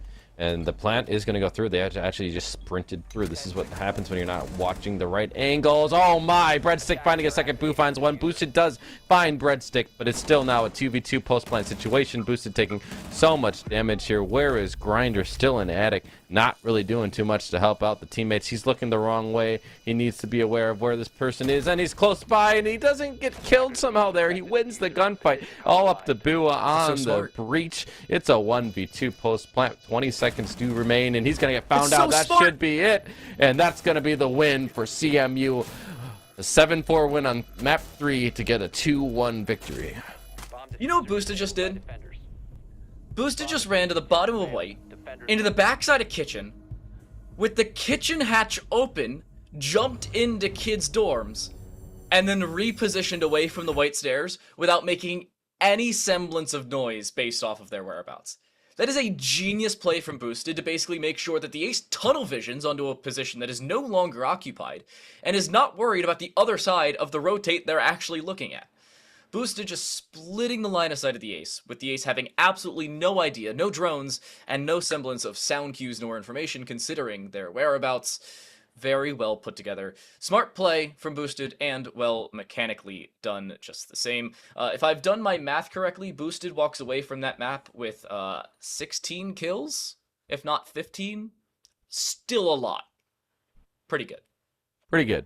The other thing, too, I want to point out that I think might have come into play there, because I was like, oh, Cade won that gunfight, but we talked about it before. I think that was the Lion who has the high ping, and so him getting swung, his reaction speed, so that kind of comes back to haunt him, because he had pretty good success on getting kills. Yeah. But when it's coming against Legally you got in the that other one. way, right? So that's just one of those weird things that actually you don't think it's super important, but right there, it might have just cost them that round in that map. So either way, really good job from CMU. That is going to be a 2-1 victory for them. There is no stream after this, or B stream here. So that's it. That's it for tonight. That's it for the season. Now we'll talk about playoffs in the coming times. I don't think we have a thing to pull up for that, though. So I think we are pretty much just kind of at the end of the stream here and the end of the season. Yeah. Yeah. End of regular season for us. However, the mainstream's still going. They actually just started their second series of the day. Murray State taking on Fanshawe in the Challengers division. If you want to go check that out, twitch.tv/NECC_esports. I'm not sure if we'll raid them or not, so just change your URL bar, remove the 2, add _esports, and bang, you have the main stream. But that's all we have for you. A massive shout out to our production staff from across the pond, Unnamed Gamer, our observer, and Shiro, the producer. And of course, Wes for joining me here in the booth for our final series on the B stream. Go check out the A stream. Still some matches to play, but until next season, I suppose, or playoffs, depending on whether you stick around for that, we'll see you with some more Rainbow Six action. Yep.